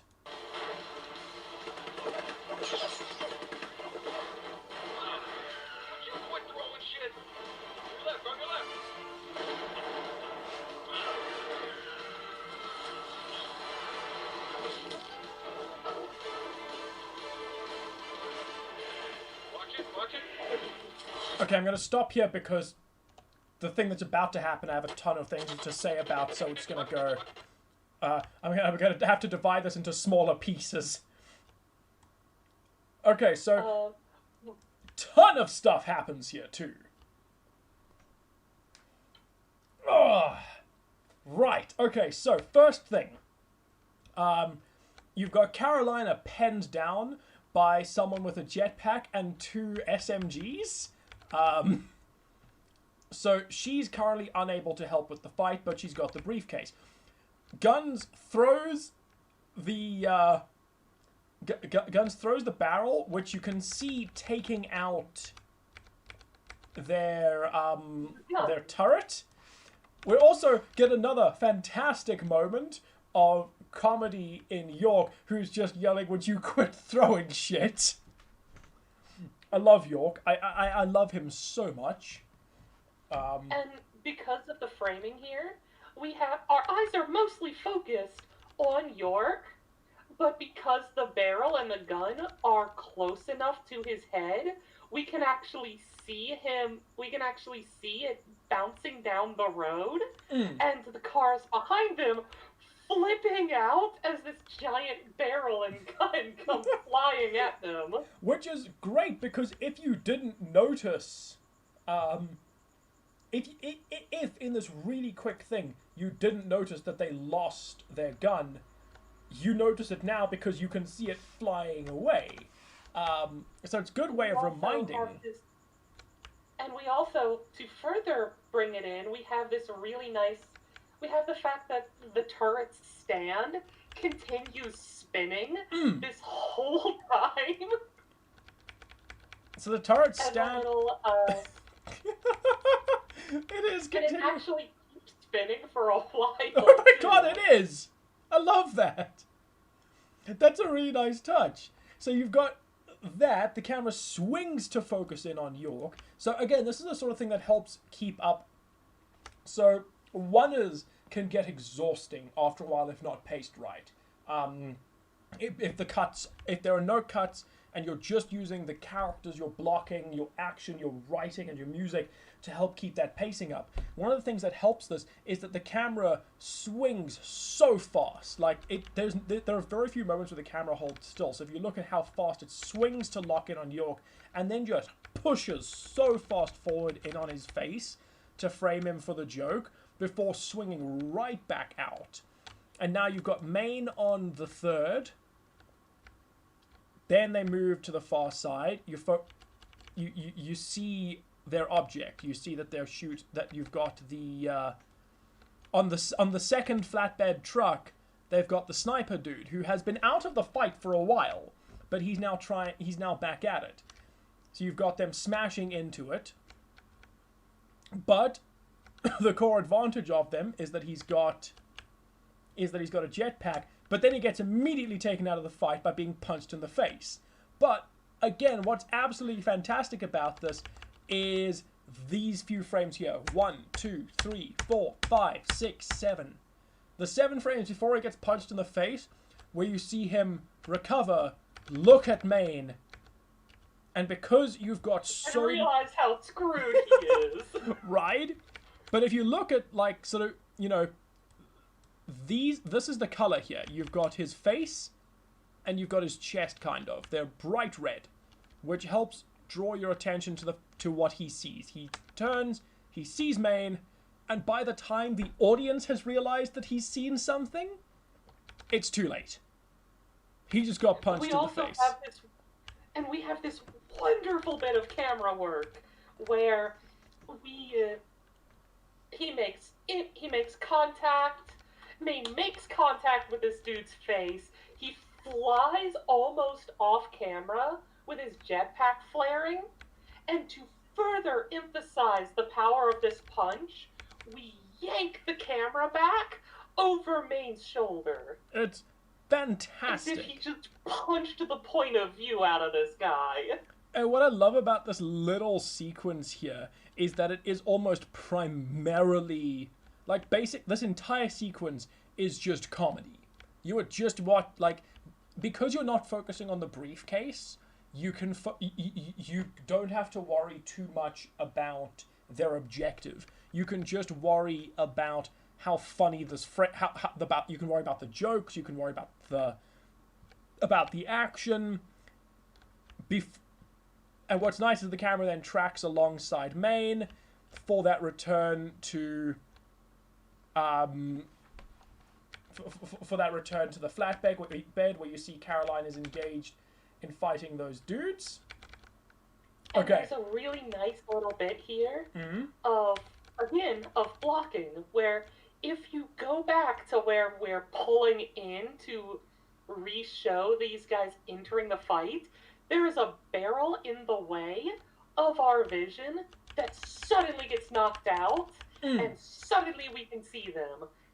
That barrel suddenly flashing forward and Main being almost entirely off screen immediately draws the eye back to Carolina and the other two. Exactly. Then you've got the nice bright lens flares, the camera pans back, the camera pulls forward with Main, and we get my favorite of all of the tricks that Monty has used over his career. We're about to see my favorite. He uses it a couple of times in Red vs. Blue, I think once or twice in RvB. So I'm going to play so I'm going to play the sequence from beginning to a stopping point, and then I'll go through and break it down. But see if you can figure out what it is, what my favorite thing is. Oh, hang on. Let's get some audio up in this biz. Watch it.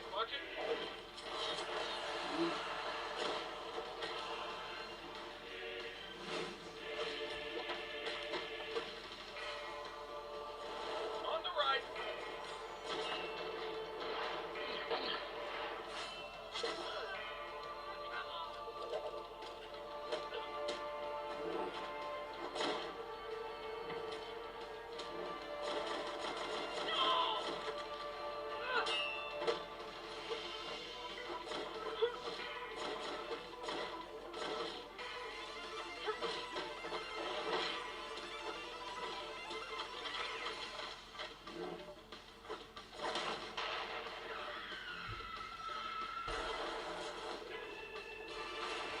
Alright, I'm stopping it there.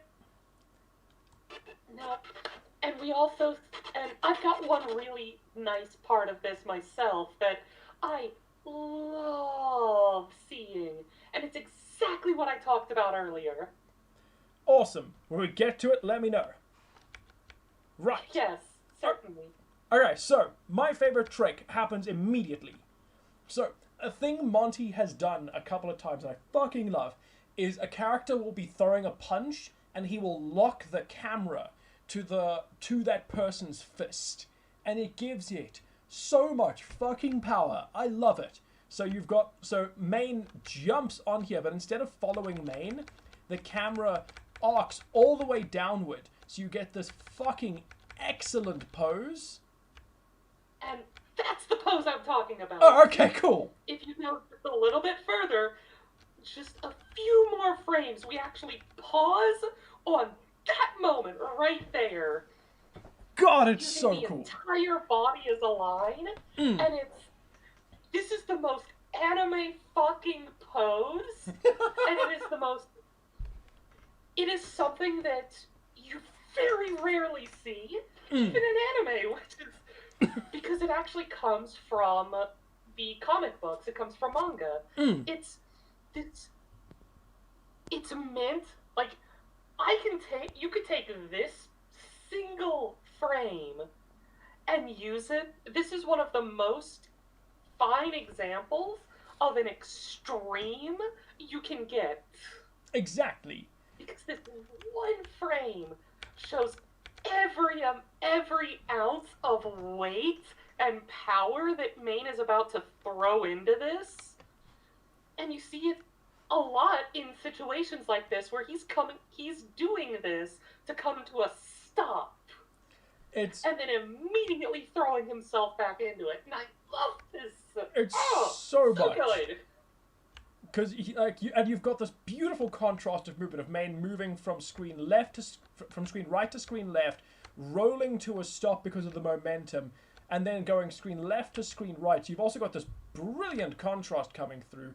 Bam, he come through with the fist, and then the camera tracks alongside his fist as he throws the punch. And what I fucking love, to add to the comedy of it, is you have all of this epic framing. He goes in, boom, he gets cut off. He does all of that, and this person, in an excellent move, fires the gun and uses the recoil of the gun to knock Main off balance. Bam! Before spinning around and just sending him. It's that great. It's that thing that Red vs. Blue balances so well in its writing and its action is epic action and drama, fucking comedy.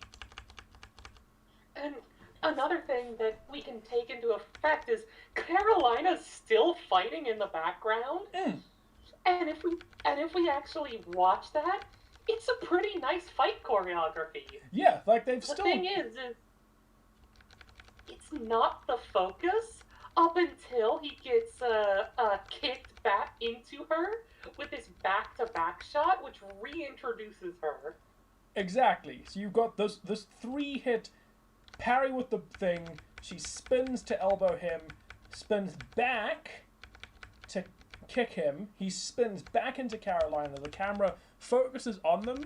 We get this lovely moment of Carolina looking, and you can kind of see it with Main. It's harder to tell with his visor, but you've essentially got them sharing a look before they switch opponents. Just as the camera switches directions, they're on this side of them. Camera switches direction just as they switch opponents. And you've got this wonderful sun flare in the background too. Oh, it's a really good switch, and because the way the camera is spinning, and if you look at Main again, you've got this. He has a lot of poses like this where he bears his entire chest to throw a punch, and it helps with that direction. So to help audiences see that switch of partners that the fighters take, you've got Main again. You've got that arc, boom, arc, boom, arc, boom, straight line, throws the punch, and now the camera swings to focus you on Carolina. But you're still you're seeing a lot of them both, but Carolina's still your primary thing. But what you'll notice is that they're mostly just doing ordinary choreography here, because too much would overwhelm the audience. So now they're just exchanging blows. And yet during this, you do have their individual fighting styles kicking in, their individual animations. Main is just like powering through these attacks from the gun show over here. And Carolina's and this is something that they've established up until this point, is Knives here is really agile and quick, and fights mostly by not getting hit, and generally is a pain in the rear. And we've just established that Main can't deal with her because she essentially counters him. Exactly. Whereas we've also seen that Carolina, who's this really quick individual, can't really deal with the raw brute strength of gun show. So we take these two, and that the importance of that switch is storytelling wise with the choreography, they're now playing to their strengths. They're setting the terms of the fights. It's absolutely fantastic, and a nice thing that gets carried on from that, again with fighting styles and strengths, is if you then go to season 10, you have this very brief sequence where you have York fighting Gunshow, and York beats the shit out of him so fast because York's fighting style is something that Gunshow is just not prepared for at all. He's got like this low down, lots of elbow, lots of like his gun comes in, like York's fighting style is weird, and I fucking love it. But It's very pragmatic, and I believe it's. I'd have to see it again, but I believe it's actually based off of Krav Maga, which is essentially how do I destroy this person, no matter how strong they are, in the quickest way possible. which makes sense. That's very much like, because York is not the best fighter there. He's not bad. You see, like he was ranked number 2 behind Carolina before Tex arrived. After Tex arrived, he was ranked number 3. So he is, like, he was one of the most high-ranking freelancers. And you see it when he fights Tex. He's the only person in that sequence who's able to exchange a few blows on her. I think he even manages to land a hit. And you see him when he fights Carolina, he isn't destroyed in like 3 seconds. He's destroyed in like 10 seconds. And this is actually something that's very interesting to see in play. Is he's not the fastest, he's not the strongest, he's not the most Tex, but he is one of the quickest. He is one of the quickest on his feet.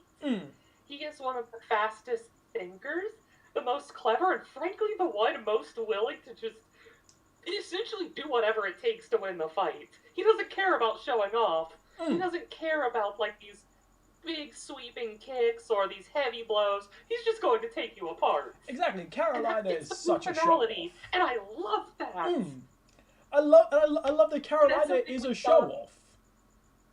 Yeah, and that's something we saw develop with Ruby. Because Ruby mixed personality, weapon, color, and fighting style into this cohesive little mesh that just blends so perfectly together. And Ruby is unique among shows like this, and honestly, it's kind of a Monty thing, where every single character does that. It's absolutely... And we see that here with, if you're watching the individual fighters, we see Knives over here pulling some gun kata equilibrium bullshit with her tool wielding. Just watch her for this. Right, like this little sequence over here. From here, like sort of, she starts shooting at. She's got like these spinning gunshots at Carolina. You got Carolina like backflipping out of the way. It's a lovely piece of hidden choreography. And then you've got York. The camera pulls back. We've got to York. He's got the brute shot, which he yeets. Carolina grabs it, and we get another piece of fantastic choreography as Carolina just backflips with it, and we get like this fucking awesome Matrix shot. But like Matrix channeled via Monty. And we also have, if you're frame by framing it, we have this single frame of comedy right there, where it's this really awkward pose, but in motion it looks so cool. Yeah, like Carolina looks so weird. She looks like she's ragdolling. She looks like she's died and she's ragdolling, but in motion it looks like this. So cool. Especially when then, like, again, you've got these fantastic uses of curves and arcs where you've got the Carolina's spin is then followed up with this ridiculous stomach slice that just follows the momentum of her swing so well. You've got the curve and boom, like the power of Carolina slicing her stomach open and stabbing her in the chest. You feel it. And yet, she's still alive to the point that she's able to yeet her gun. Like we track alongside the gun to Guns, who grabs the pistol and then just beats the shit out of Maine. And we also have this wonderful moment, and the framing is so good that we don't even notice the brute shot clipping into Carolina's stomach. Oh god, it is! Because you immediately then follow the gun. And which- we actually boom. cover it for those few frames where you would notice it. We cover it with Knives' arm. So it's... And then by the point that you wouldn't notice it, by the few frames you can see it, your eyes are locked on that pistol. Because now you want to know what the fuck is happening. You follow the pistol. Mm-hmm. What I love here is he uses the pistol to get just enough advantage on Maine to block him. Because, like, Guns and Maine have essentially been in a stalemate this entire fight. They're essentially evenly matched. Up until the point where he gets a gun and shoots Maine directly in the throat. And on a storytelling sense, firearms have always kind of been the one thing that Maine doesn't really have an answer to. I really like points... Like, he has his brute shot. But that's... He doesn't really have an answer to gunfire, and it's always been this weakness for him. Honestly, it's a thing I kind of like, is that when you're dealing with characters who are, like, beyond human, and you still have... But you know, at the end of the day, Gun does what Gun does. So, whilst I've only read the first book in the series, it's something I really, really enjoyed in reading the first book of the Dresden Files, is that you've got magic, you've got wizard, Dresden's a fucking badass. He appreciates the value of a loaded firearm. Like, you can do all the magic you want. You get shot in the face. That's it for you. Yeah, and that's the thing. It takes a while to cast it takes a bit to cast Fireball. It doesn't take long to cast bullets. And we see that, and especially with the Dresden Files, we ground the setting both in, yeah, you've got magic, but a gun's still dangerous. And we have it grounded with Dresden himself, who, while he does use magic, he favors either these long ritual things that he can do in his free time, essentially, or when dealing with a threat, he relies on these really quick, really snappy things, like his fucking ring of "go fuck yourself." Oh man, I really need to start reading those again. Oh god. You do. They are probably one of the best examples of a noir fantasy. And I would legitimately say, you need to read that, and then you need to read Starlight Over the Trot. And I'm not going to start talking about that story. Because I'll never stop. Yep. No. Because you once described it to me of, well, we're gonna try not to get too much into Starlight Over the Trot, but you did once describe it to me as what would have happened if the Dresden Files stayed a little bit more grounded, like in its first few books. Anyway, yeah, if we been start, shot in the face. I'm sure this is a tragedy for us all. Maine gets shot in the face, then fucking yeeted onto his back. He tries to get up before being shoved back down. Oh, odd. And we have this great posing as well, with the foot and leg, and then it comes back down to the gun, and we have this wonderful framing here. You've got and one of the interesting things we see is eyes. And no matter how many times he gets shot in the throat, he doesn't stop, like, flailing about or trying to get this guy off him. Oh, what happened? Why is it? Okay, there we go. It should be noted that this software is designed for dealing with, like, you know, 20 second to 30 second animations, not 30-minute videos. So he gets shot in the face, and the camera just holds on it. Like, you've got the background speeding around, the camera's giving a little bit of spin because Monty's camera in a fight scene never stays still, ever. But so it's got a little bit of motion, but this is the most still I think you'll ever see of the camera get in one of these scenes, just so that you can see Maine getting shot in the face. Because, I mean, Maine's inability to speak is kind of it's one of the most iconic things about the character, that he is, to quote Griff, the scariest fucking mute in the galaxy. So you get, it's this... And we also... Yeah, go ahead. You get to see the origin of this moment. And we have this really nice bit of animation where at full speed it's just kind of mayhem of muzzle flash and bolt and blood flying everywhere and sparks, and we're actually seeing his armor get reddened with his blood. Just, it's this wonderful cacophony of just chaos, and it's happening so fast, and we actually do have Maine just like stop moving, like, no, stop, ow. And for a moment you have this thought of, oh god, is he dead? As Carolina just comes out of nowhere and destroys this guy. Yeah, that's like, so that's something I love.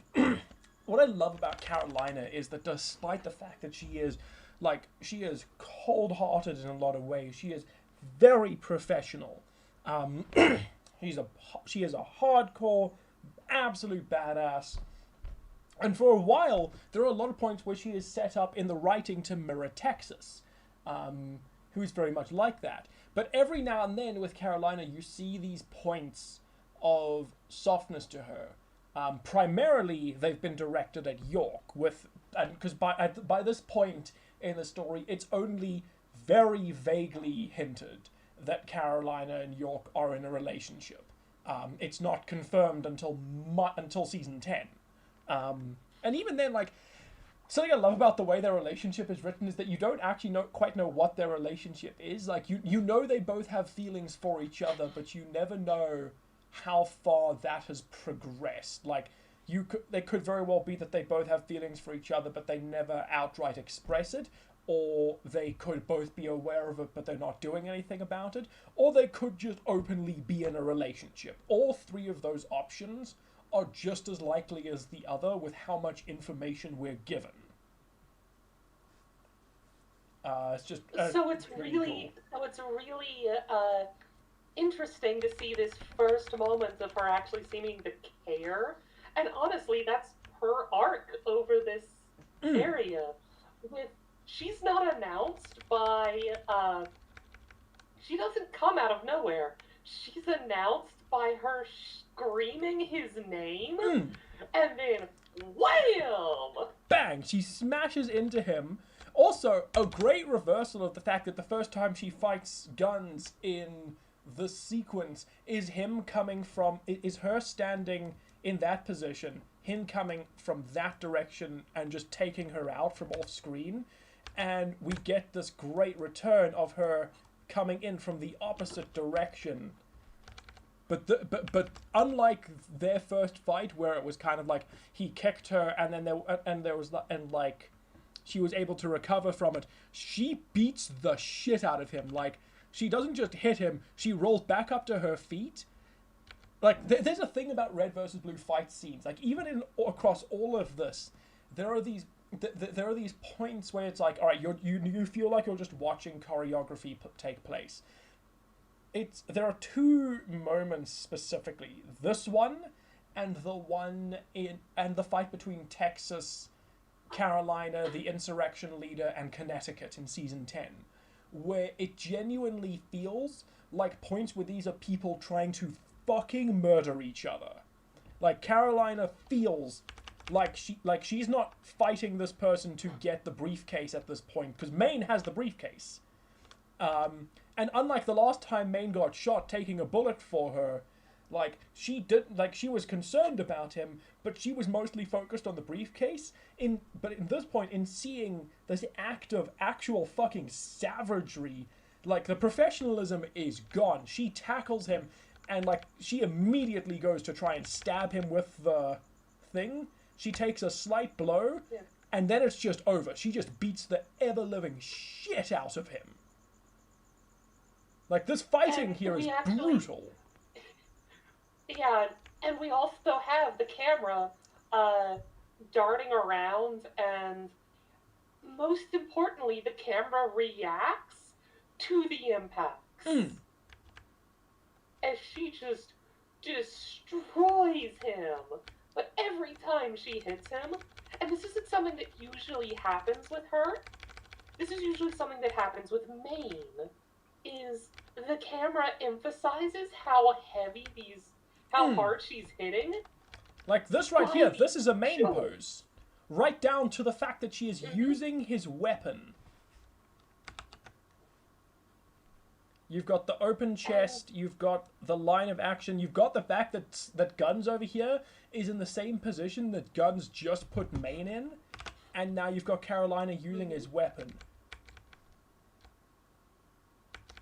And then you have this single moment where the camera stays still and jolts in place when this hits. Bam! And like, this dude is fighting... We have and then we have him hit back, but it doesn't jolt nearly as much. Exactly, like, it's desperate. The camera doesn't actually jolt as much. Like, he's just flailed a kick out there, and it's done nothing. It got Carolina off of him, but, like, she immediately kicks him in the face, she punches him, she kicks him again. This has been in the space of several frames. Hits, bam, bam. Yeah, for each of these hits, the camera is just rocking. Like, and I love it because then he takes a swing at her, she jumps out of frame, and then back into frame. And we can even see he's really out of it. You can see he's on the back foot with just how wide and open that swing was. I mean, look at just, oh god, go away. Like, he takes a shot at her, she ducks down, and just gets behind him to smash his chest over there. And we have this wonderful moment. It's only like 3 or 4 frames where it feels like he's lost track of her as much as we have when she goes off frame. Right, because she comes in down and to the side of him. So it's like he's shooting where he thinks she's going to be, or hopes she is, and he's just entirely outmatched. Exactly.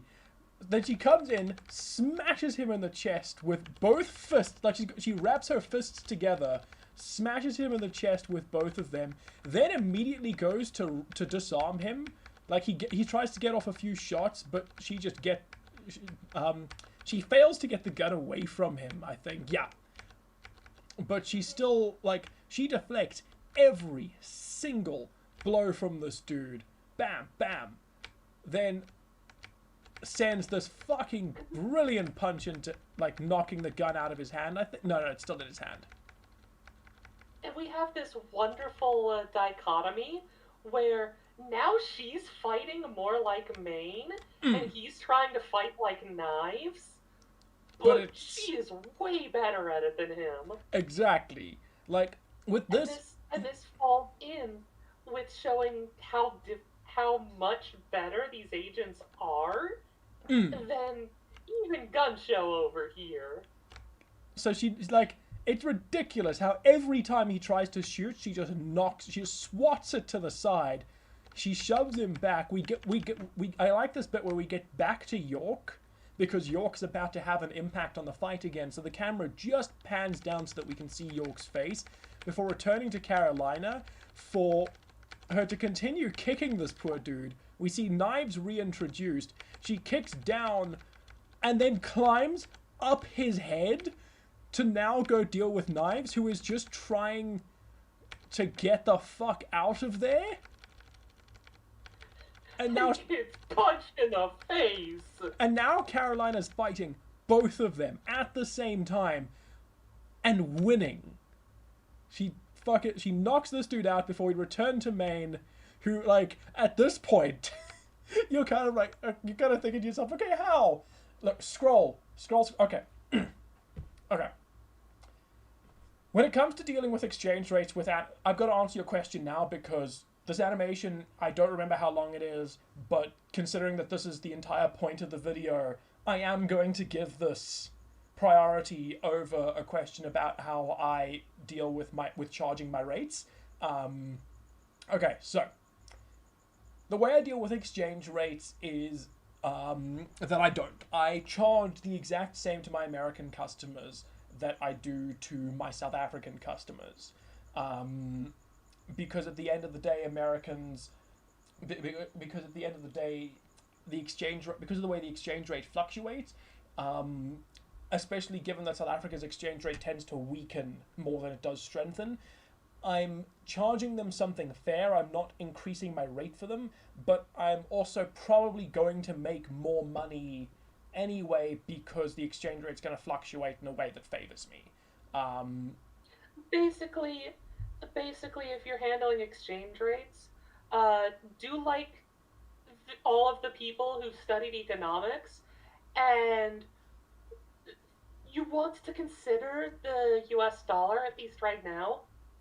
That's basically what Vermont is saying. He mostly tends to base it in the dollar, even though he's using this South African currency, because the dollar will be more valuable most cases. Exactly. So he can still give a fair price, but he actually makes more. Exactly. Typically, so this is something specifically very, very fun for South Africans, is that back during the days of our last president, Jacob Zuma, whenever a State of the Nation address came about, they would always be so bad that the South African rand would drop in value by a very notable amount. So what I used to do during this president's era was I would go to my American clients and I would say, the rand is about to depreciate in value by a lot. So, which means that money I make in dollars is about to be made a lot. So what I am going to offer you is a discount bundle deal. Instead of charging you,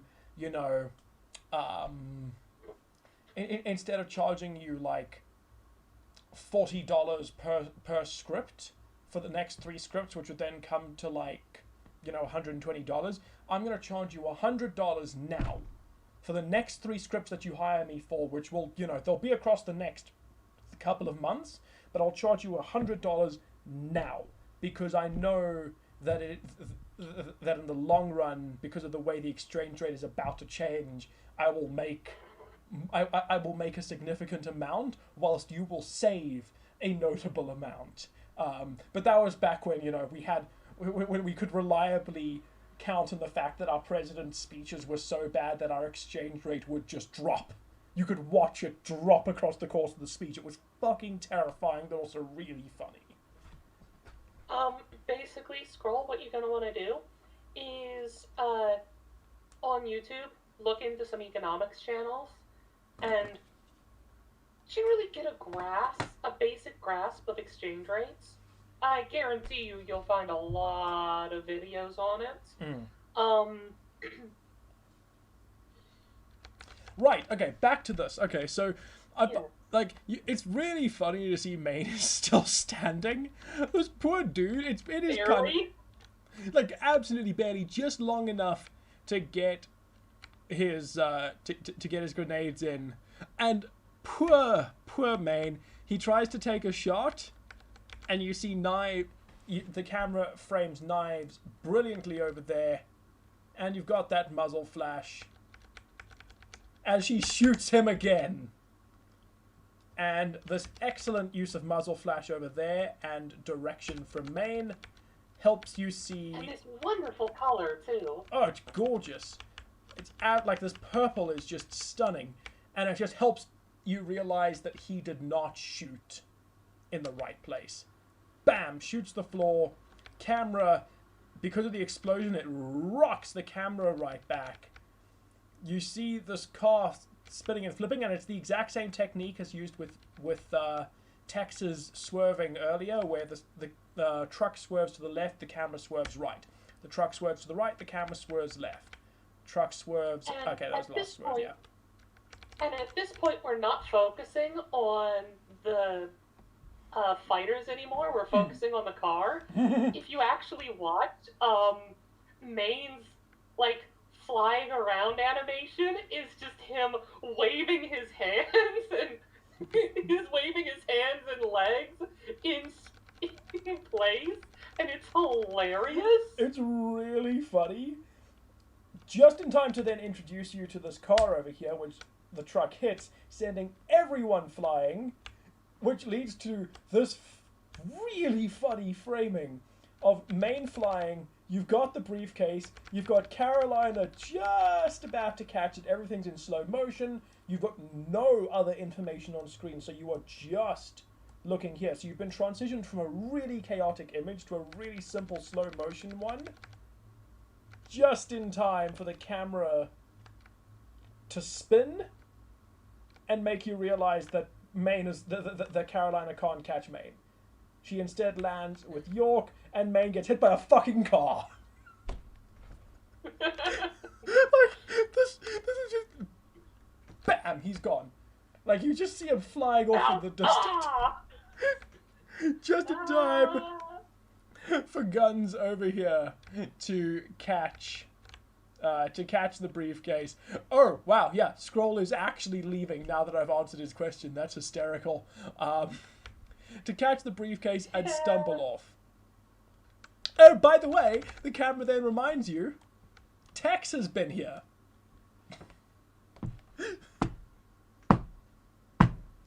Tex missed a lot. Tex missed so much. But we return to our regularly scheduled Texas programming, as she is still being shot at. Hey, there's the sniper again. Right? See, we actually connect these two scenes by having the sniper here. Which is fantastic. So you got the sniper back, this taking pot shots at Texas and missing. She tries to shoot the sleeveless dude who is just not up for any of this. Like, he is not fighting anymore. He just really wants to get the fuck out of there. We get... we get Carolina and York together, and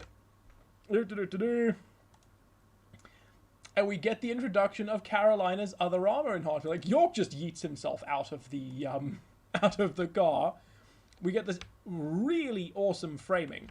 Oh, also, so yeah, I didn't point it out, but it's worth pointing out over here, I think. Yeah, here.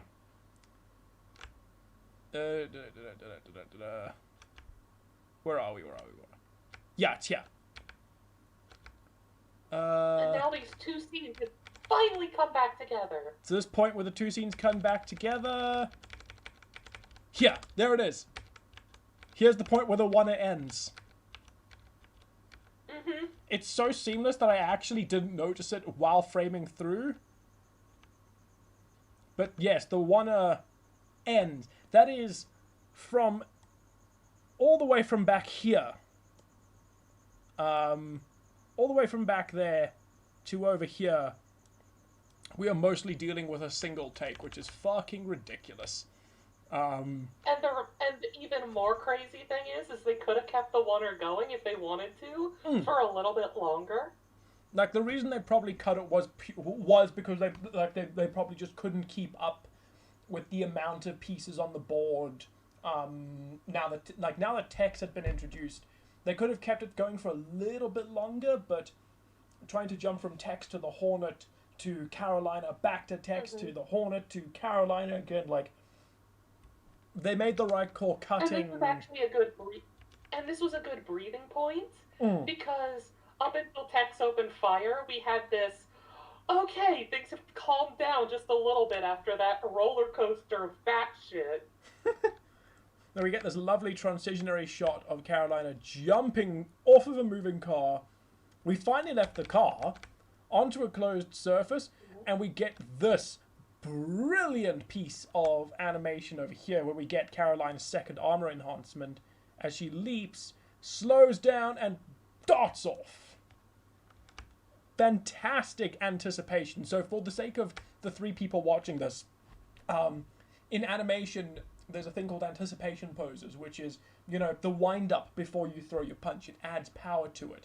And so before Carolina sprints off, we get this really strong sprinter's pose where her body is curled up. You can feel the stored up power, but you don't entirely know what she's going to do because she's just leapt off of her car. She should be falling down.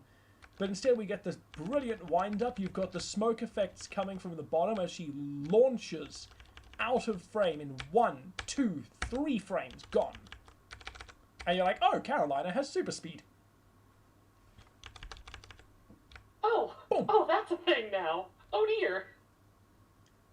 And we cut back to York for his snappy one-liner as he wanders off.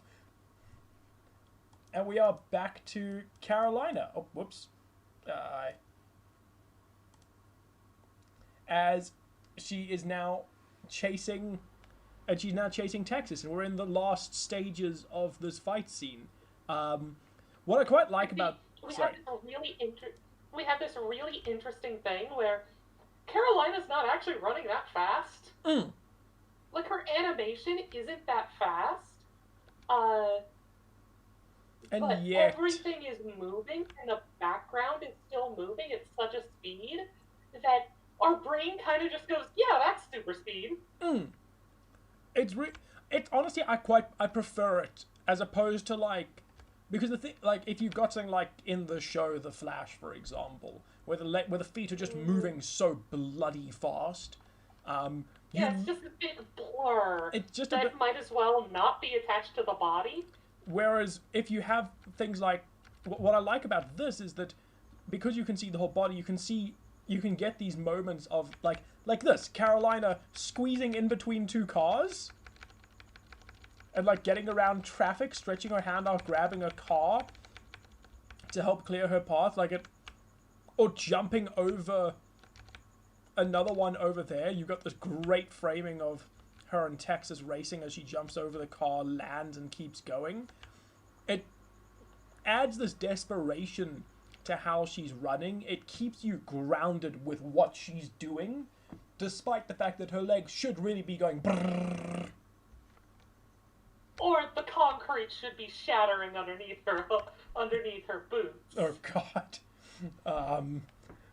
Then we got a brief piece of dialogue between Texas and Carolina before Texas drives away. We get some other great framing as Texas just yeets her bike at the Hornet. You have this really cool moment of him realizing, oh, shit, that's a bike. Like, oh, you gotta be kidding me. And I love that. I absolutely love that you've got this character who's been kind of a badass at a lot of points, but over the last, ever since he shot Maine a bunch and Carolina started beating the shit out of him, you've seen this character humanized a lot more in his complete and total flailing attitude. So you've got him just. And he's tired, he's exhausted, he's done with this shit, he's hurt, and now he has to deal with the bullshit that is Tex, and he's not ready to deal with this. He flails his arms and legs as he tries to jetpack away. Oh God, this framing here is spectacular. As we've got the Tex Carolina switch. Tex comes flipping in, lands. You see Carolina from the back, and then it slows down just enough so that you can see this awesome posing over here. This is fantastic. Again, that's poster worthy. It's so good. seeing Texas, it's also just this reminder that Texas and Carolina could work together if they wanted. There's an element of teamwork to this. Boom, boom, bang. Yeah. And then you've got this dude just trying to run away, and Carolina is in such a state of badass and done with this shit that she. Oh, okay, no, I'm wrong. I was going to say that she's, you know, being like the very first Spider-Man game and grappling hook onto thin air. But if you look carefully, you can actually see the crane that she grapples onto. Mm-hmm. Which is nice. So you got this brief moment of, bam, crane. Also, again, really, really good posing over here with the way her arms swing back. And then they swing forward as she comes up. And the entire way through, she's just got... So something that they've spoken about before, which is the reason they chose this specific helmet for Carolina, is that if you angle this helmet downwards, it's really easy to make Carolina look pissed off. And this shot here does a great job of that. Like, Carolina looks done with her day. Mm-hmm. She's being shown up by Tex. She's been shot at. She's seen her friend shot. I think I once counted it as being like 8 or 9 times shot in the throat in front of her, and she just wants this. She had to jump off of a building because it got blown up from space. Underneath her, like, she is just done with today and done with your shenanigans, and you gun show are in for a bad time. Also, another small detail, Carolina comes out of this, you see her swing her gun arm forward to break the cable, so that she can keep her grappling hook and pocket it. Just landing so that you can see her. I love this little bit where the camera just pushes in as you catch sight of Gunshow in his jetpack over there. You've got Carolina there, and the camera just pushes in to reframe, to intensify the moment as she looks slightly to the side to catch sight of him before you get this. So you can see you've got her direction over there and you've got her head facing that way. And then after she looks at him, her direction is that way and her head is down there. So you can see the increased effort. She's gone up and then she goes right back down into a much more focused and exerted run for that last push before she jumps, lands, before giving us the most anime shit ever. Look at that. Like, I like that they, again, when she lands and comes into the roll, they set up these 2 glass buildings for you. You can see they're going towards them. The camera lowers. It knows full well what's about to happen. It sets everything up perfectly. You see this dude turning to face her before trying to turn back. I like that. It's something you see him do every now and then, where he turns around to look at whoever's chasing him, just to see if they're still chasing him, or if they've, like, just to see how much they're catching up. And he's like, you can see how scared he is before Carolina leaps like, through. Oh, come on! And No. and the absolute force of her jump shatters the windows around her. I love that. And this is just anime as hell, but it works so good. Bang! She catches him, smashes him into the ground. You get her raising her fist And this dude, he is just trying to cover himself. He's not fighting back anymore. No, not the face, not the face! She punches him, but the problem here is she's punched him too hard. And it's... And because of the jetpack, because of the momentum that they're traveling, because they're on the ground, because the ground runs out, it's just bad timing on Carolina's part, and it sends her fucking flying.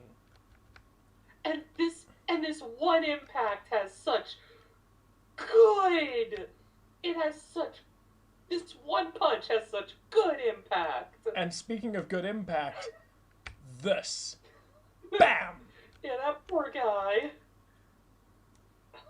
As Carolina, like, I love this point where she sees the car coming for her, and Carolina fetal positions, because, you know, much in the same way that Bullet does what Bullet does, getting hit by a car, like, she just tries to make herself as small as possible, which is not something you ever see from Carolina.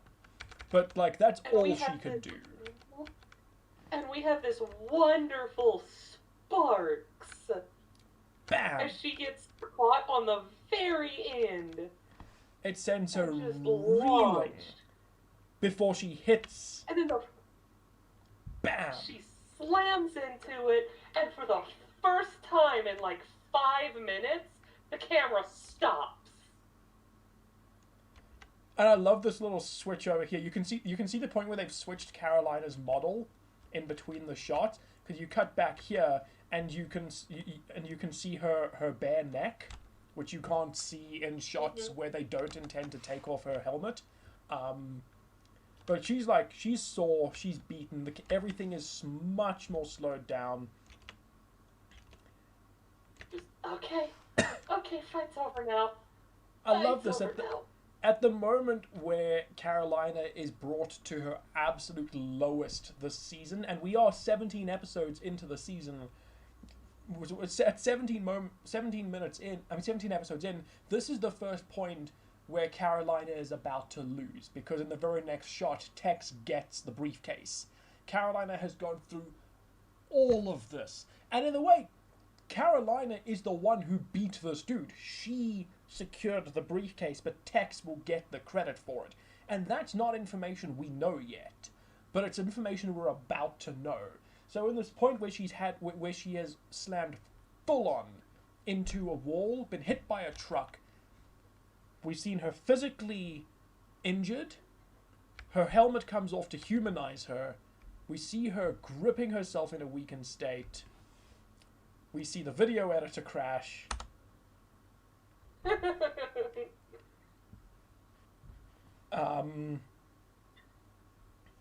She's gripping herself in a weakened state so that she can look.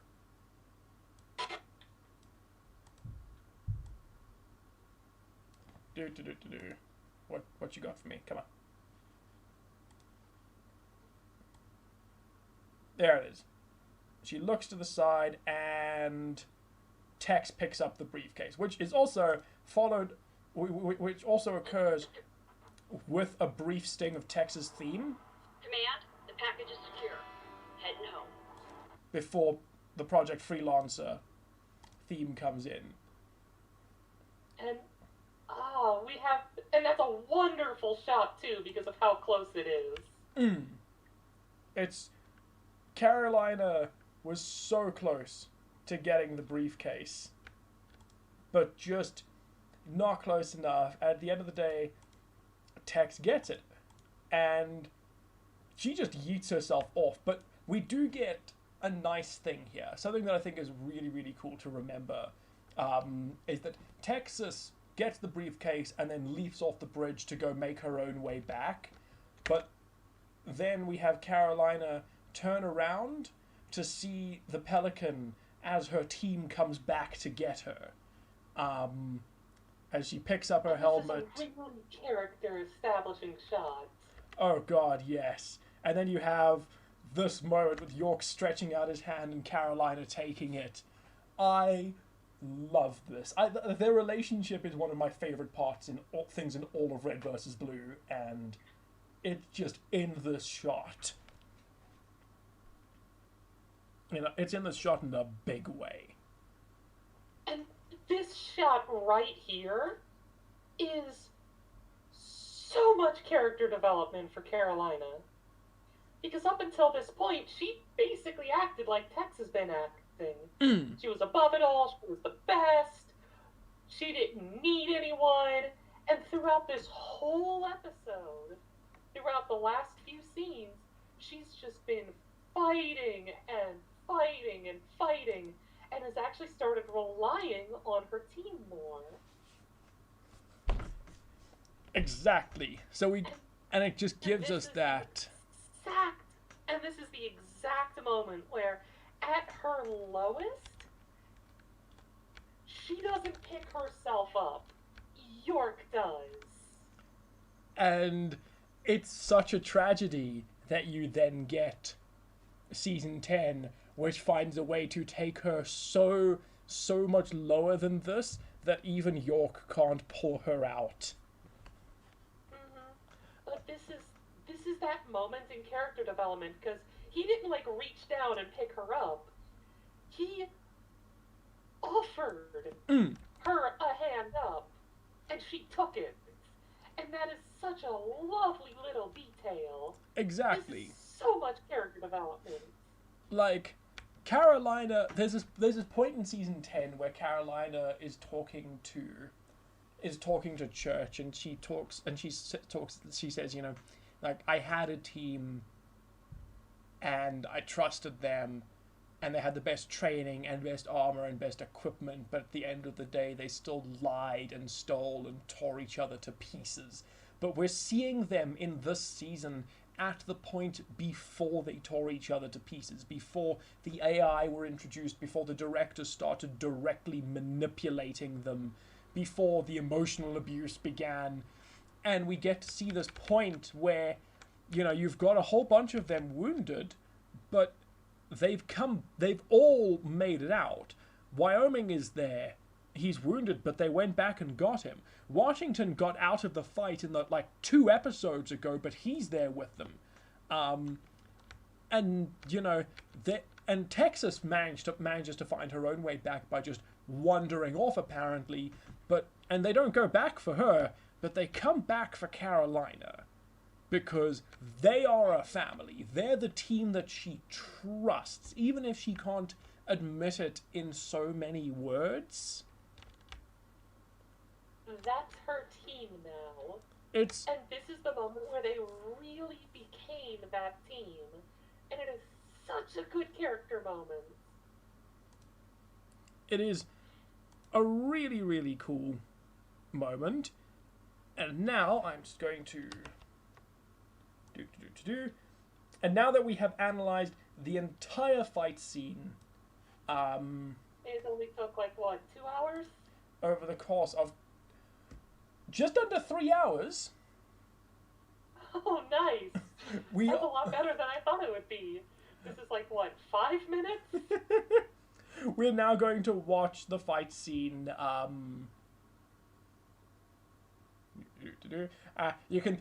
You can see what I've been watching recently. Bunch of Futurama, just started Stargate, and a bunch of stuff I've been making for the UN, apparently. What I'm looking for, downloads. There it is. Don't tell Rooster Teeth I downloaded this. Okay, so now that we have analyzed the fight scene, we're going to watch the fight sequence in its entirety. From the beginning. So, whilst we watch it, take a look at the action sequence, remember everything we've said, and then be in awe at the fact that this thing that it took us almost 3 hours to break down happens over the course of 5 minutes. Here we go. Coming through. Excuse me. Look out. Here they come.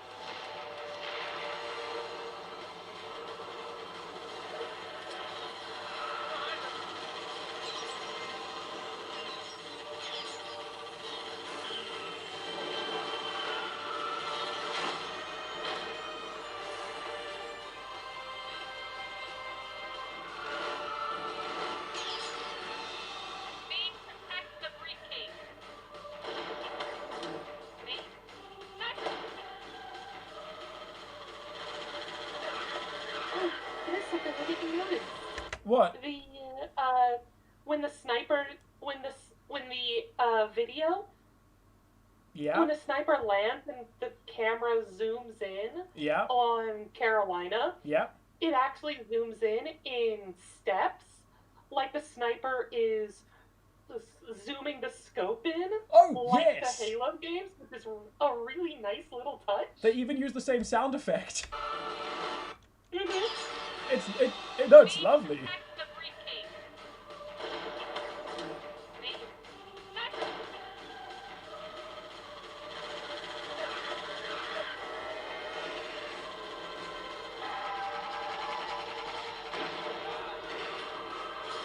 Gotcha.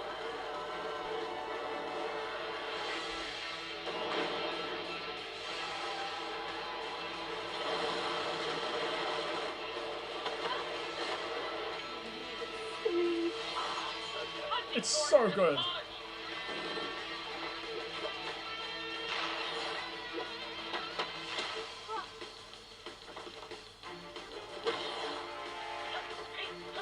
Got it. Hold on.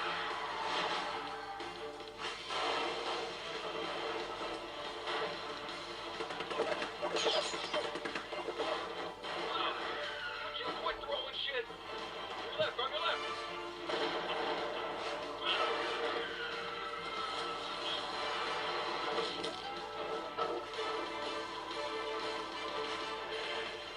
Watch it.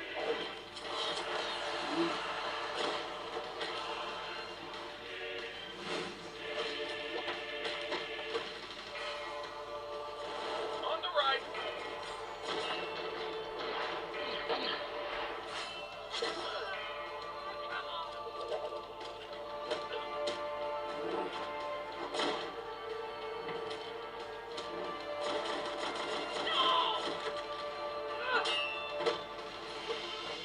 Vermont, you might want to talk to, Oh, fuck! you might want to talk to Rooster Teeth. Oh my god! Yeah, no, apparently it was suspended. Rooster Teeth wasn't happy about that. It's a 3-hour video breaking down a fight scene. We just wanted to see it and it's complete. I shouldn't have played the audio. Yeah, probably. Well, I didn't think Or- I didn't think they'd pick it up live. Holy shit! They do. They have these. They do. It's this really dumb thing that they've got running. You might be able to salvage it up to that point. Oh my god. Okay, so the stream is currently. Apparently, the stream is concluded. Sorry to the 2 people that were watching. Oh my god. Yeah.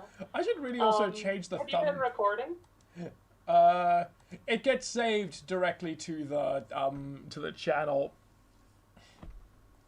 Yeah, but remember, this is YouTube. Yeah. Now, that's still really, really funny. That is pretty funny. I guess we're calling that an end to the stream?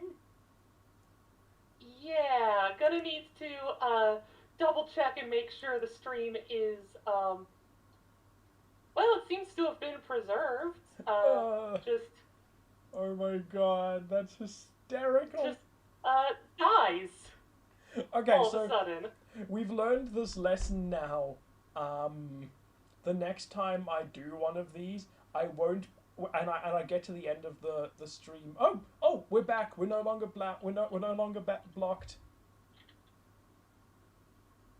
Okay. Oh, good, we're back. Cool. I'm gonna bring this back up. But this time I'm going to mute Keep the it in audio. Also, don't full screen it. Yeah. Actually, I'm just Thank YouTube, everyone, for being dicks. I didn't make too many notes. I didn't make too many annotations, so we're gonna watch it through here. Yeah, if anything else, the annotations should be effective. Scroll it back a little further. Alright. They had just thrown the There you go. Yeah, alright.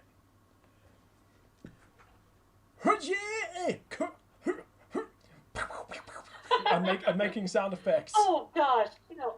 You want to know as a voice actress, one of the things I hate doing the most are those exertion sounds. Oh god, yeah. It's so hard to do them and make them sound like legit. And Untypical has so many. I know. So I said this in an earlier stream, but when I was doing fades, I actually got out a sword of mine and recorded those exertion sounds by swinging, by just turning my mic off and going to a clear area. That's hysterical. Because I couldn't do it legit otherwise. Which honestly is something I really should work on as a VA, just because everything frickin' has them. Exactly. It's so annoying. Exertion sounds are really, really helpful. Like, they just add a lot more to your animations or to your audio dramas. They're just they're a pain to record, and they're a pain to edit. Nope. What? How did it detect copyrighted audio? I am not playing audio. Did it say it was from the audio, or Yes. did it say it was from the video? Oh, it says copyrighted audio and video. Oh, no, yeah, there we go. Copyrighted audio and video.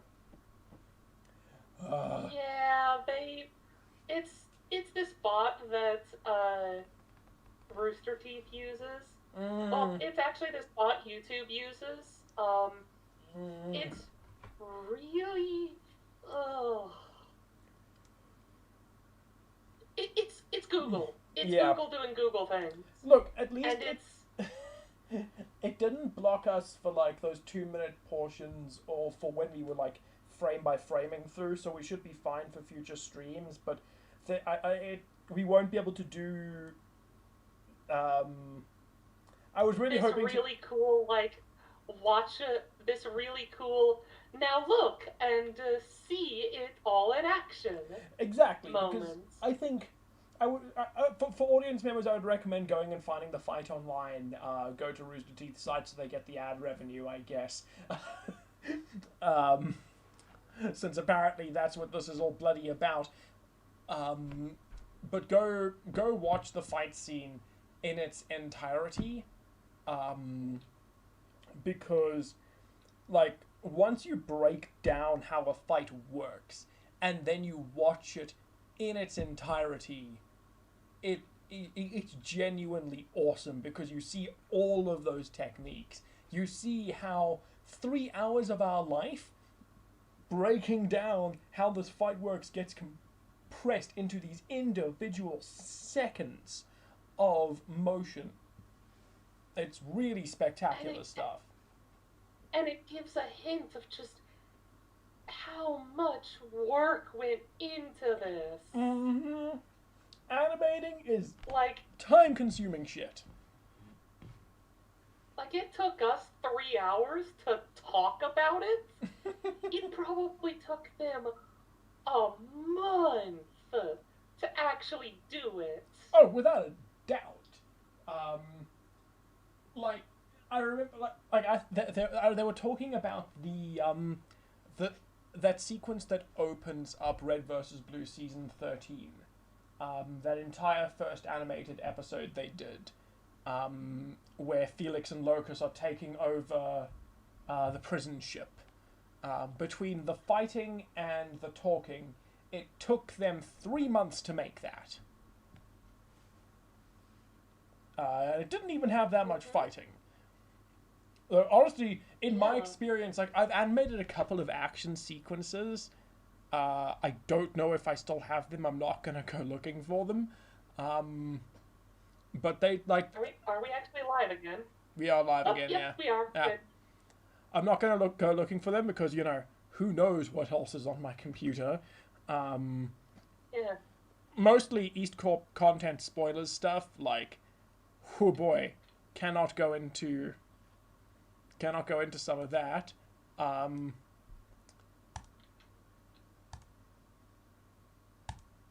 bloop, bloop. But I think That's the good stuff. we'll call that an end to... I think I will call that an end to the stream now. Also, everybody behold my wallpaper. And I actually have a thing that I think we should do for our next episode. Oh, yes. Okay, When we do recommend. this again. So, there is a series called UALA. Mm-hmm. It's it's essentially a My Hero Academia. It's essentially a My Hero Academia live action thing. Yes, you showed it to me. Yeah, it is really good. Mm. And I think we could do something. I think we could find a lot of really interesting stuff to talk about in it. Oh, no, I completely agree. With how it blends some of the tricks and the tropes of animation with live action work that you usually don't see. And it'll be nice to do one that, like, because I've only seen the, like, that opening one that you sent me. I've seen it once, whereas, you know, I'm cheating a little bit here with this fight scene, with this highway fight scene, because I've watched it 1,000,000 times, I've sat and broken it down 100 times, I still have, like, pages and pages of notes taken on it, so sitting there watching it, it's like, alright, cool, I know exactly beat for beat for beat what works about this. It'll be nice to do that with with something I've only seen once. Mm-hmm. Alright, I think that will be our next, that will be the next thing we break down. After that, I think I'm going to break down so it's UCLA next. The next time we do one of these, the one after that will probably be the RvB fight, the one in Blake's house in season 5, so that I can just go through some of the camera animation. It's a short one, so we might be able to combine it with another fight. We will see. It depends on how long these take, but we have been here for 3 hours. Yeah. It is currently midnight. I think we set the precedent 3 hours here. Exactly. All right. Well, I figure, you know, if Needle gets they get the Wasteland Waifu cast, and Skybolt gets the Banana cast, then I've got the Zebramation Nation. I get a stream. I get a stream, and it's gonna be about animation. Maybe in one of these streams I'll even animate something. I don't think you're that much of a masochist. No, I'm not. Like, none of you want to watch me animate. I am, you know, it's so much of it is me staring at a thing and being like, Or it's stare at, why won't you work? Oh my god, right, I've been working on this animation at the moment, which is this, I'm reanimating this scene from Zootopia as a showreel piece, but it opens up with this walk cycle that, I'm not too bad at walk cycles in 3D, but this one just is not going the way I want it to, and it is bugging me. Really, all that's left is next. I should make a stream. I have no idea what I'd talk about. Probably just writing and voice acting. Right, I am calling an end. That's all I do. Oh, actually, wait. No, yes. Thinking about it, I did say I would do that stream regarding, hey, here's how to be a director. There you Here's go. why they're important. There you go. Yeah, I could do that. You can do that. Right. And I'd only partially hate myself. I'm going to call it here. It is very much midnight. Tomorrow is my last day of leave before I go back to the office. We may or may not end up we may or may not be making like 23 episodes of an animated series, except there are only 3 animators in the studio, Ooh. So I'm looking forward to dying over the next few months. Yeah, jeez. So, curious to see how that goes. I have complete faith in my boss, but do I have faith in me? We will find out. You're here and talking to me, so all signs point to Ah, right. Alright. Good night, everybody. Good night, everybody.